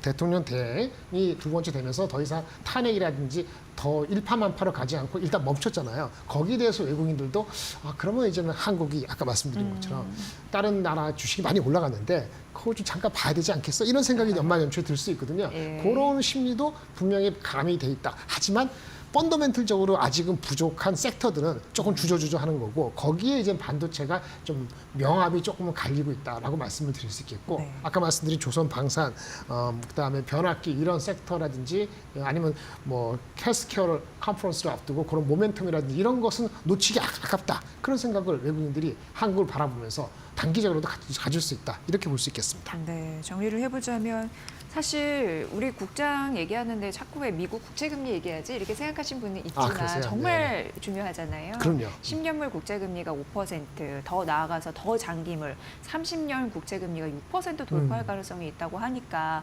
미국 기술주도 급락하는 흐름이 그렇죠. 있었고 네네. 그게 우리 시장에 여파를 끼치기 때문에 다만 우리는 너무 많이 빠진 부분이 미리 있어서 빠졌기 때문에. 네네. 그거를 덜 반영하면서 상대적으로 선방하고 있는 모습이다. 맞습니다. 이렇게 정리를 해볼 수 있을 것 같고요. 자, 그렇다면 지속적으로 지금 반도체 얘기를 꺼내주셨잖아요. 네. 바로 좀 이어가 볼게요. 반도체 훈풍은 올해 상반기에 좀 받을 수 있는 건지 궁금한데 여타 너무 많은 재료들이 있고 네네. 혼재돼 있어요. 그럼 예, 혼재되어 예, 있습니다. 예, 예. 이렇게 복잡하죠. 예. 왜냐하면 HBM이라는 것이 전체 매출의 뭐 한 삼성전자는 30%도 안 돼 20%고 하이닉스는 D램에 한 거의 50% 육박하고 있으니까 그리고 그것이 가격이 가장 많이 받고 하니까 변수죠. 네. 그러니까 좋게 생각하면 HBM 좋다. 나쁘게 생각하면 레거시 안 좋다. 이런 얘기가 되는 거고 그다음에 나쁘게 생각하면은 중국이 따라오네 레거시에서 나쁘게 생각하면 마이크론도 따라오네 HBM에서 뭐 이렇게 나쁘게 생각할 수 있고 좋은 거는 아까 말씀드린 건 마이크로소프트가 투자를 더 늘렸네.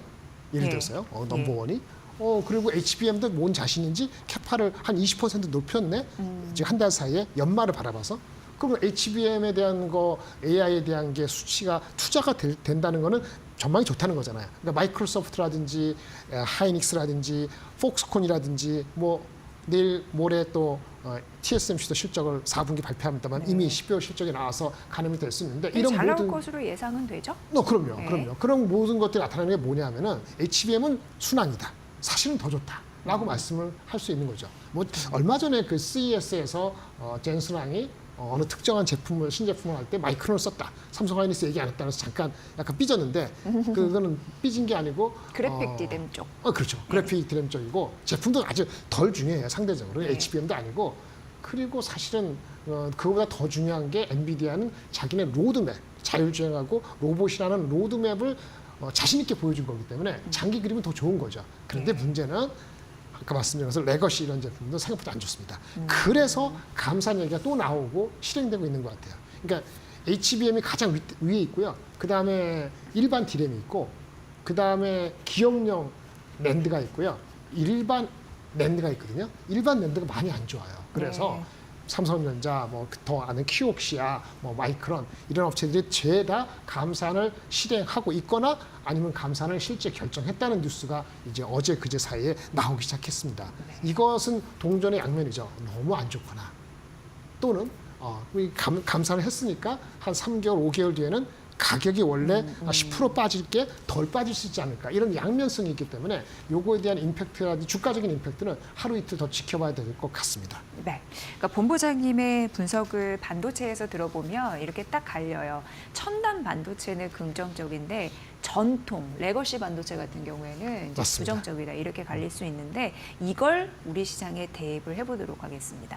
대표적인 삼성전자와 SK 하이닉스에 대입해서 여러분께 설명을 해드리도록 하겠습니다.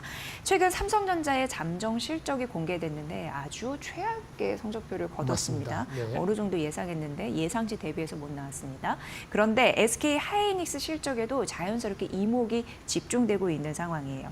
SK 하이닉스는 워낙 HBM 강자잖아요. 그럼요. 근데 지금 말씀해주신 첨단 반도체 쪽에서 강자란 말이죠. 네네. 네, 어떻게 보십니까? 네, 그렇습니다. 이제는 HBM이 하이닉스에서 강자이고 강자의 지위가 더 오래 강화될 거예요. 예. 삼성전자가 상반기까지 못 쫓아오니까 하반기 어떻게 될지 모르지만 그러면 그 명약 관한데 나머지 50%는 뭐죠? 네, 레거시예요. 레거시는 누가 사줘야 되죠? 휴대폰, PC. 주로 중국이 사줘야 돼요. 근데 중국이 경제가 안 좋고 사람들이 안 쓰잖아요. 그래서 중국에도 작년에 가전제품처럼 스마트폰에도 뭐 일정 가격 이하 대부분의 중국의 로컬 업체들이 해당되는 건데 이제는 일정한 가격들의 15% 가격의 15% 정도 해가지고 보조금을 주기로 한 거거든요. 그러면 이게 얼마만큼 수요가 올라갈까? 이게 이제 지켜봐야 되는 거예요. 네. 그래서 가장 첫 번째가 뭐 구정 때도 있고 2월, 3월 달 넘어가면서 보면은 아마도 사람들에 대한 반응이 두 가지죠. 보조금에 대한 반응이 있을 수 있겠고 또 하나는 스마트폰 중에서도 혹시 AI 기능이 들어가는 제품에 반응할 수도 있거든요. 네. 둘 중에 하나만 되더라도 스마트폰에 대한 반도체 일반 D램의 수요가 올라갈 수도 있는 건데 이게 1분기에 반영되기는 조금 물리적으로 시간이 좀 걸릴 것 같아요. 그래서 하이닉스조차도 절대적인 실적은 이번 4분기 실적이 아까 삼성전자가 얼마 안 좋았잖아요. 6조 5천. 예, 예. 그러니까 삼성은 모든 거 다 합해서 6조 5천 원이죠. 하이닉스가 그보다는 좋을 겁니다. 근데 뭐 7조 5천 원인지 7조 8천 원인지 모르겠습니다만 근데 삼성이고 하이닉스는 1분기에도 조금 더 미끄러진다고 보고 있어요. 그러니까 1분기까지 내려가는 건 둘 다 똑같고요. 달라지는 거는 HBM에 있는 하이닉스는 설사 레거시 제품이 바로 좋아지지 않더라도 네. 2분기부터는 상승 업을 턴할 수 있다고 보는 것이 좀 주된 관점인 것 같고 삼성전자는 여러 종목이 이렇게 미스되다 보니까 1분기 다음에 2분기에 좋아질지는 자신이 없는 거예요. 예. 그 차이가 있고 하이닉스의 이 전체가 삼성전자 메모리 이익보다 얼마나 차이날 것 같으세요? 1분기, 2분기는 more than double. 2배 이상 삼성전자보다 하이닉스가 메모리 분야에서 더 이익을 많이 낼 것으로 보고 있기 때문에 만약에 같은 주가가 내려간다면 삼성전자보다는 하이닉스 하는 게 이게 일반적으로 타당한 거죠. 그런데 이슈는 뭐냐면 하이닉스는 항상 마이크론 주식하고 비교가 되고 예. 한국의 두 번째 시가총이다 보니까 또 환율의 영향과 마이크론이나 TSMC 주가의 연동이 되다 보니까 사실은 생각보다 주가가 마음대로 좋은 방향보다는 네거티브로 먼저 반응하는 경향이 있다는 측면에서 좀 아쉬운 점이 있는 겁니다. 어쨌든 18만 원 정도 근처면은 항상 저가 매수의 기회가 있는 거고 하이닉스 HBM의 도미넌스는 더 강화될 것이고 특히 그 엔비디아에서 얘기한 그래서 최태원 회장님이 전해드린 엔비디아가 요구하는 고객이 요구하는 것보다 좀 더 빠르게 HBM이 개발되고 있다. 이 코멘트는 매우 중요해서 그날 한 5% 오른 거거든요. 어저께 삼성전자에 대해서 일부 기사에서 뭐 HBM4를 뭐 어떤 승부수를 건다 한 거는 조금 과장된 기대가 들어간 거고 그렇기 때문에 삼성 하이닉스는 한 18만 원대에서는 많은 사람이 저가 매수의 기회를 누릴 것 같고요. 물론 하이닉스도 2분기가 또 내려간다 그러면 이건 다릅니다만은 삼성전자는 자사주로 매국이 있기 때문에 저번에 말씀드린 것 같은데 자사주가 없으면 언제든지 5만 원이 갔을 거기 때문에 거꾸로 얘기하면 자사주가 있으니까 5만 원까지 빠지지는 않겠습니다만 업사이드는 상당히 제한적으로 1분기는 지나가지 않을까라는 패턴이 드는 거고 아까 콜이라는 것이 희망이 아니고 실제 콜이 빨리 되는 거 4월 달, 5월 달에 되는 것이 하반기가 아니고 그것이 매우 중요하다고 볼 수 있겠습니다. 네. 지금 삼성전자의 실적 부진은 업황 악화나 반도체 수요 둔화다라고 얘기를 했습니다. 네. 근데 사실 HBM 쪽에서는 매출을 많이 당기지 못하니까 전통 반도체에서 타격을 입을 수밖에 없는 그런 상황이었고요. 더 크게 네. 그랬었죠. 근데 반대적으로 SK하이닉스는 첨단 반도체, HBM 쪽에서 매출을 크게 당길 수 있으니 이런 부분에서 선방할 가능성은 있는데 약간 아쉬운 부분은 코리아 디스카운트를 좀 적용받는 항상. 듯해요. 네, 맞습니다. 대부분 그렇다고 하는데 그래서 18만 원 선대 그쪽에서는 저가 매수 좀 해야 된다. 혹시 그렇게 빠지면은 빠지면 네, 그거 네. 좀 이해해 주시면 될 것 같고요. 어쨌든 그래서 지금 SK하이닉스는 반도체 전략이 전통 말고 첨단 쪽으로 가려고 네, 지속적으로 맞습니다. 확장을 한다. 여기까지 이해를 해보시면 될 것 같습니다. 그럼 현대차와 엔비디아 맞손잡은 그 얘기를 좀 넘어가 보도록 하겠습니다. 엔비디아에 올랐던 현대차 이렇게 표현을 또 하더라고요. 맞습니다. 누가 누구에 올라간지는 대봐야 알 것 같긴 하지만. 네네. 근데 제가 궁금한 건 자율주행의 판도를 과연 바꿀 수 있을까? 네네. 네, 바꿨으면 좋겠습니다. 어떻게 보세요? 뭐 거창하게 자율주행의 판도를 바꾼다 이렇게 예. 하는 건 조금 예. 어폐가 있는 것 같아요. 예. 그렇게 할 수 있는 회사는 테슬라하고 엔비디아밖에 없는 것 같아요. 그리고 우리가 잘 모르는 중국의 스스로 하는 회사들, 네. BYD라든지 알리바바 얘네들이 하는 거는 그럴 가능성이 예, 있죠. 예. 한국이 그 끄들었느냐 현대차, 기아가 여러 가지 뭐 소프트웨어적으로 여러 가지 노력을 지난 10년간 한 거 있지만은 그게 잘 안 되거나 확장성에서 한계가 있다고 느꼈기 때문에 손을 잡은 거 아니겠습니까? 그래서 엔비디아를 통해서 등에 업혀가겠다 이렇게 보시면 되고요. 여기서 사실은 그래서 이른바 자율주행이라는 개념보다는 소프트웨어 디파인드 차량 SDV라는 거창한 얘기를 했는데 사실 이것이 자율주행을 더 크게 아우르는 개념이거든요. 자율주행의 한 부분이고 소프트웨어적으로 자동차를 구동하는데 여러 가지 기능이 있는데 그게 자율주행 기능도 필요하고 다른 또 뭐 이게 펌웨어도 필요하고 이래요. 근데 그런 측면에서 받을 거 받고 도움받을 거 받겠다는 솔직한 자기네 부족한 점을 이제 알려주고 손을 내밀었다는 측면에서 저희는 시장은 시간의 이슈지 긍정적으로 볼 것 같습니다. 그런데 이미디어트하게 당장에 한 1, 2년 안에 현대차한테 진짜 의미가 있는 건 소프트웨어 디파인드에서 자율주행차를 가는 거는 주고받을 건 있습니다. 왜? 현대기아가 1년에 한 800만 대 팔잖아요. 예. 그러니까 엔비디아는 뭐죠? 그 큰 업체 테슬라 빼고 나머지 중에서 GM, 포드 있고 토요타 있고 우리가 현대가 3번, 4번째니까 2번, 3번이니까 그 업체들하고 같이 협동을 해야 돼요. 데이터베이스가 구축이 안 되거든요. 빅데이터를 확보하기 위해서 현대는 그게 레버리지 효과예요. 그래서 그거는 시간이 걸립니다. 한 2, 3년 걸리는 거고 네. 그래서 아까 말한 것처럼 판도를 바꾼다기보다는 하나의 테슬라, 넌 테슬라 지역에서도 의미 있게 크기 위한 협력 파트너를 확실히 했다. 그 측면의 의미를 갖는 거고 당장의 의미는 1년 안에는 생산성을 높이는 거예요. 지금에 있는 전기차가 됐든 뭐가 됐든 자동차 생산 라인에 있어가지고 그거 제조 라인을 혁신적으로 제조 원가를 낮추기 위해서는 로봇을 활용해야 되잖아요. 네. 로봇 기술이 좀 부족한 점이 없지 않아 있죠. 그래서 자기네가 갖고 있는 보스턴 로봇도 있지만은 협동 로봇, 그다음 휴머노이드 로봇, 어쨌든 제조 라인에서의 로봇의 활용을 그거는 바로바로 할 수 있거든요. 그래서 아마 1년 내로 제조 원가를 낮추는 측면에서의 사람들이 그 효과가 나타나면은 그때부터는 리레이팅이 될 수 있다고 보고요. 아직은 그 효과를 보려면은 이제 뭐 협정하고 그러면 한 1년 이상 걸리죠. 그래서 지금은 환율 1340이냐 1500이냐 뭐 보증금이냐 주주환원 이것 때문에 주가가 억눌려서 이런 좋은 뉴스에도 계속 못 가는 거거든요. 근데 방향성 측면에서는 제조 원가의 혁신과 그다음에 자율주행차를 포함한 소프트웨어 디파인드 비어클로 가는데 조금 혼자보다는 더 나은 길로 간다는 측면에서의 투자가들이 관심을 갖게 되면은 중장기적으로 괜찮은 포트의 한 부분을 차지할 수 있다. 다만 급하게 이런 얘기 듣고 한꺼번에 들어가서 마치 반도체 HBM 콜이 안 났는데 내일부터 콜 나니까 주가가 10% 올라요. 이렇게 더 들어갈 그런 섹터는 아니다라고 네. 말씀을 드리겠습니다. 네, 본부장님의 말씀을 이렇게 들어보니까 저는 딱 두 가지가 정리가 되는데 테슬라의 벽은 참 높구나. 그거 하나와 더불어서 아무래도 뭐 엔비디아와 맞손을 잡으면 생산 능력 확장에는 유리하겠구나. 그렇죠.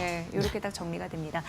자, 일단 현대차 그룹이 트럼프 취임식에 북미 법인을 통해서요. 참 이걸 보고도 이 트럼프 이게 통하는구나라는 걸 들었어요. 네. 약간 우리도 이런 묘수가 있어야 되는데 이런 생각도 들고 어쨌든 100만 달러니까 이게 우리나라 돈으로 한 14억 7천만 원 정도 되는 거죠. 네, 근데 그렇습니다. 이거를 기부하기로 했는데요. 네. GM, 포드, 도요타 주간사 낸 기부금도 딱 이 정도거든요. 네네. 다 눈치를 보고 있는 겁니다. 트럼프 그렇죠. 당선인을. 네네. 예, 예. 그럼 가장 민감할 수밖에 없는 거죠. 정책의 네. 리스크. 반도체는 공장 짓는데 뭐 저거 뭐 보정 어떻게 하면 공장을 천천히 지면 우리가 그다지 나쁠 것도 없어요. 왜냐면 아쉬운 게 꼭 우리만이 아니고 미국도 되기 때문에. 근데 자동차는 경쟁자가 많지 않습니까? 그다음에 전기차로의 전환이라는 큰 명제가 있고 그거를 고무줄처럼 끌어당기는 건 아니지만 정책에 따라서 왔다 갔다 할 수 있는 여지가 충분하기 때문에 아무래도 새롭게 입성하는 인커밍하는 그 행정부한테 잘 보인다는 거죠. 좀 협력적인 자세를 보이는 것이 여러 가지 사업적으로 도움이 되거나 도움이 안 되더라도 그렇게 하는 사람들이 많은데 우리만 안 하면 이상하겠죠. 그런 측면에서 이번에 취임식이 20일이니까 그 전후로 해가지고 참석하는 행사에도 참석해서 여러 가지 얘기를 나눌 수 있는 거는 뭐 제조업체 중에서 가장 큰 게 좀 아쉬운 거는 현대차 말고는 다른 기업은 없는 것 같아요. 우리나라 기업 중에서. 뭐 예전에 정용진 회장님이 뭐 그렇게 한 것도 다 개인적인 차원이다 보니까 그래도 현대차가 많이 뒤처지지 않기 위해서 노력하는 모습이 보인다는 측면에서도 나쁘지 않은 것 같습니다. 뭐 참고로 GM, 도요타, 포드 아까 앵커님 말씀하신 것처럼 네. 비슷하게 됐고 뭐 아마존도 아마존, 심지어 애플, 샘 알토만 그 사람도 오픈 개인적으로 AI, 예, 메타. 맞아요. 예. 예. 돈의 이슈만이 아니죠. 그것도 어떤 기부들 하고 접촉을 하는 거는 타이밍이 중요하기 때문에 많이 늦지 않은 타이밍에 다른 기업들도 뭔가 접촉의 너면을 넓힐 필요가 있지 않나 싶습니다. 네, 이제 오늘 코너의 마지막 질문이 될 수 있을 것 같은데 워낙 이제 1월장 잘 갈 수 있는 주식시장의 반등 요건을 좀 여쭤봐야 될 것 같아요. 네네. 뭐 다 잘 풀려야지 가겠지만 네네. 그 중에 뭐를 관전 포인트로 삼으실까요? 너무 심플합니다. 네. 앞으로도 계속 그럴 얘기 할 것 같은데 네. 올라갈 게 2개, 내려갈 게 2개고 올라갈 게 하나인데 내려갈 게 2개는 국채 수익률하고 환율입니다. 아, 국제 수익 역시 예. 뭐 확 내려가지 않더라도 내려갈 조짐만 보이면 되죠. 그럼 국채 수익률 내려갈 조짐은 그거는 이제 인플레가 좀 둔화되고 그렇죠? 예, 그렇게 되는 것이 중요하죠. 고용 지표 포함해서 우리가 어찌 할 수 우리가 없어요. 그런데 국채 수익률 내려가고 또 우리나라만은 환율이 내려가면 좋죠. 내일 모레 우리 금통위에서 금리를 인하할 수 있을지 그것도 중요한데 예. 금리 인하하면 이게 더 벌어지잖아요. 금리 격차가. 그래서 그거 어떻게 할지 모르겠는데 내수를 봤을 때는 금리 인하를 좀 어렵더라도 해서 향후에 리턴이 되는 걸 기대해야 되는데 그럴 여유를 가질 수 있을지 모르겠어요. 그래서 환율이 내려가는 건 우리 내부적으로 정국이 안정화되는 것뿐이죠. 정국이 안정화되는 건 서둘러서 되는 게 있고 안 되는 건 있습니다만은 너무 늦어지지 않게 어떤 전국의 마무리 국면으로 가는 것이 우리 자체적으로 환율을 낮추는 효과고요. 이 모든 것이 빨리 이루어지지 않을 때, 빨리 이루어질 때 하면 더 좋지만 안 이루어지더라도 안 이루어질 때 우리가 할 수 있는 건 이익의 전망을 높이는 거죠.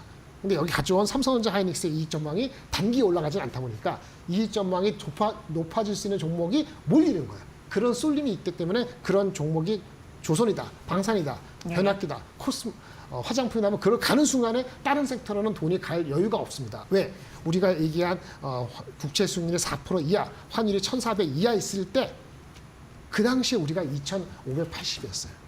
그러니까 지금 이게 빨리 2,580으로 갈 수 있다고 너무나 안절부절하면은 오히려 건강에 안 좋습니다. 그거는 금방 오는 게 아닌 거니까 이 정도에서는 우리가 선방하고 다음을 기대하고 있다. 이렇게 정리드릴 수 있겠습니다. 네. 본부장님 이 말을 한마디로 얘기하면 딱 두 자로 얘기할 수 있거든요. 금리. 뭐라고? 금리. 정말 네. 경제의 근본인 금리에 대해서 맞습니다. 저희가 지속적으로 봐드리도록 하겠습니다. 그리고 우리 국내의 수출 품목인 굉장히 중요한 화두, 반도체, 차 그렇죠, 자동차. 이런 부분 중요하다고 하셨으니까 그렇게 3가지 세트로 여러분께 알려드렸다라고 정리하시면 될 것 같습니다. 자, 오늘 대담 1월 시장 상승의 조건 3가지 가려드렸고요. 김장열 유니스토리 자산운용 투자전략본부장의 분석으로 함께하셨습니다. 고맙습니다. 네, 감사합니다.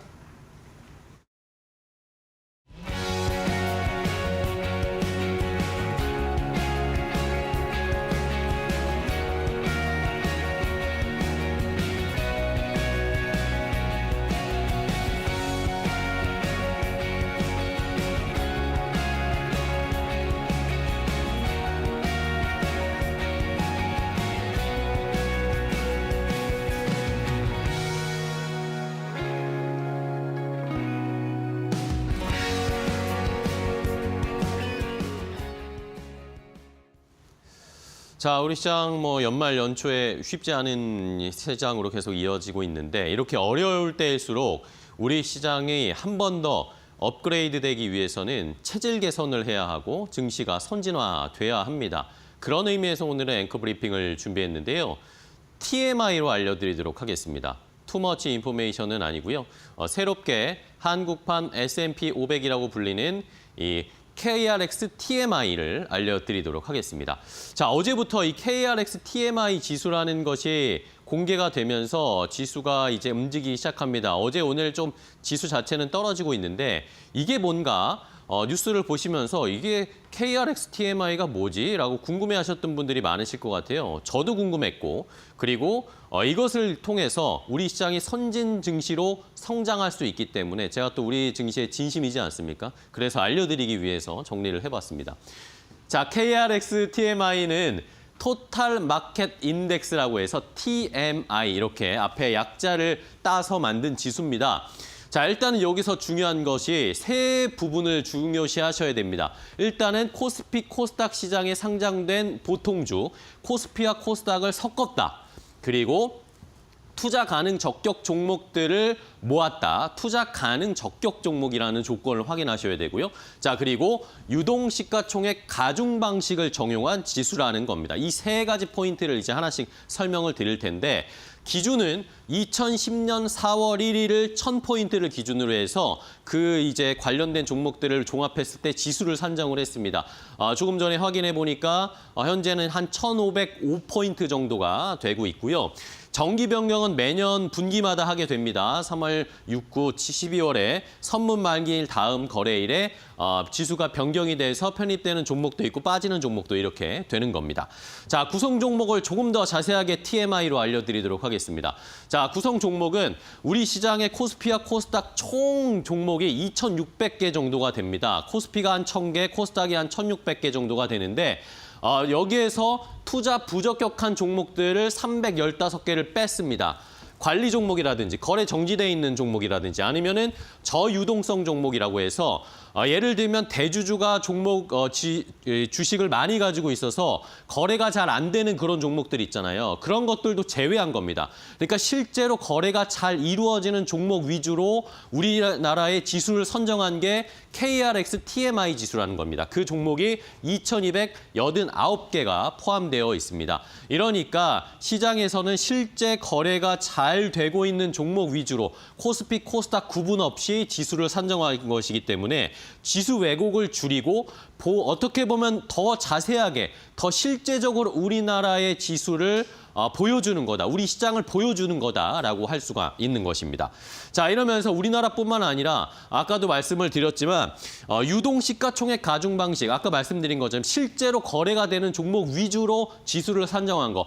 미국 S&P라든지 일본의 토픽스, 아니면 영국의 FTSE 지수나 글로벌 MSCI 지수가 이런 방식을 사용합니다. 그러니까 우리도 이런 것들을 따라가면서 선진지수화 해야 된다는 것 때문에 그런 취지로 우리도 역시 유동 시가총액 가중 방식을 적용한 KRX TMI 지수가 이제 창궐이 된 것이고요.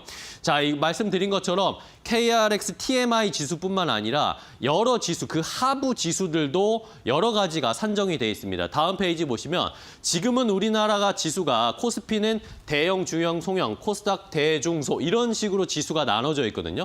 그런데 이 KRX TMI 지수는 말씀드렸던 것처럼 부적격한 종목을 제외하고 나서 중대형 TMI, 그리고 소형 TMI, 초소형 TMI 이런 식으로 산정이 됩니다. 중대형 TMI는 자연스럽게 코스피, 코스닥 종목들이 막 섞여 있겠죠. 그러면서 시장에서 조금 더 코스닥, 코스피 구분하지 않고 더 우량한 종목, 더 시장의 분위기를 잘 반영할 수 있는 종목들을 산정되는 지수가 형성이 되는 것입니다. 자, 그렇다면 이 KRX TMI 잘 먹혀들까요? 시장에서 반응이 보일까요? 일단은 TMI 지수는 불필요한 시장 변동성을 축소할 것이다라는 그런 예상들을 하고 있습니다. 만약에 예를 들어서 IPO 새로 된 종목들이 이렇게 KRX TMI 지수로 편성이 되면서 이런 수급이 부적격하면서 뭔가 변동성을 주는 것들을 줄여준다는 거죠. 이러면서 개인 투자자들의 정보 비대칭성을 감소해주고 코스닥 우량주도 좋은 종목이다라는 것을 판단할 수 있게 해줍니다. 그러면 자연스럽게 코스닥 시장에 있는 종목이 일부러 수급 많이 받으려고 코스피로 이전하는 일들이 줄어들 수도 있겠죠. 이런 것들을 추구하는 겁니다. 자, 그런데 조금은 아직은 시기상조다라는 이야기들도 있어요. 기존 펀드들이 벤치마크를 활용하고 있는 것들 때문에 이것을 변동하는 데는 시간이 걸릴 것이다. 그러니까 KRX TMI를 적용하는 데 시간이 조금 걸릴 수밖에 없다. 그리고 지금 펀드들을 운영할 때 코스피 200 종목을 선택하고 셀렉하거나 코스닥 150을 셀렉하는 이런 관행들이 일반적으로 펼쳐져 있는데 과연 2,000개가 넘는 종목을 증권사 아니면 펀드 매니저들이 일일이 조정을 하고 판단을 하면서 선택을 할 것인가에 대해서는 시간이 역시 걸릴 것이다라는 이야기입니다. 어쨌든 KRX TMI를 통해서 우리 증시가 한 단계 성장할 수 있는 계기가 되기를 바랍니다. 앵커 브리핑이었습니다.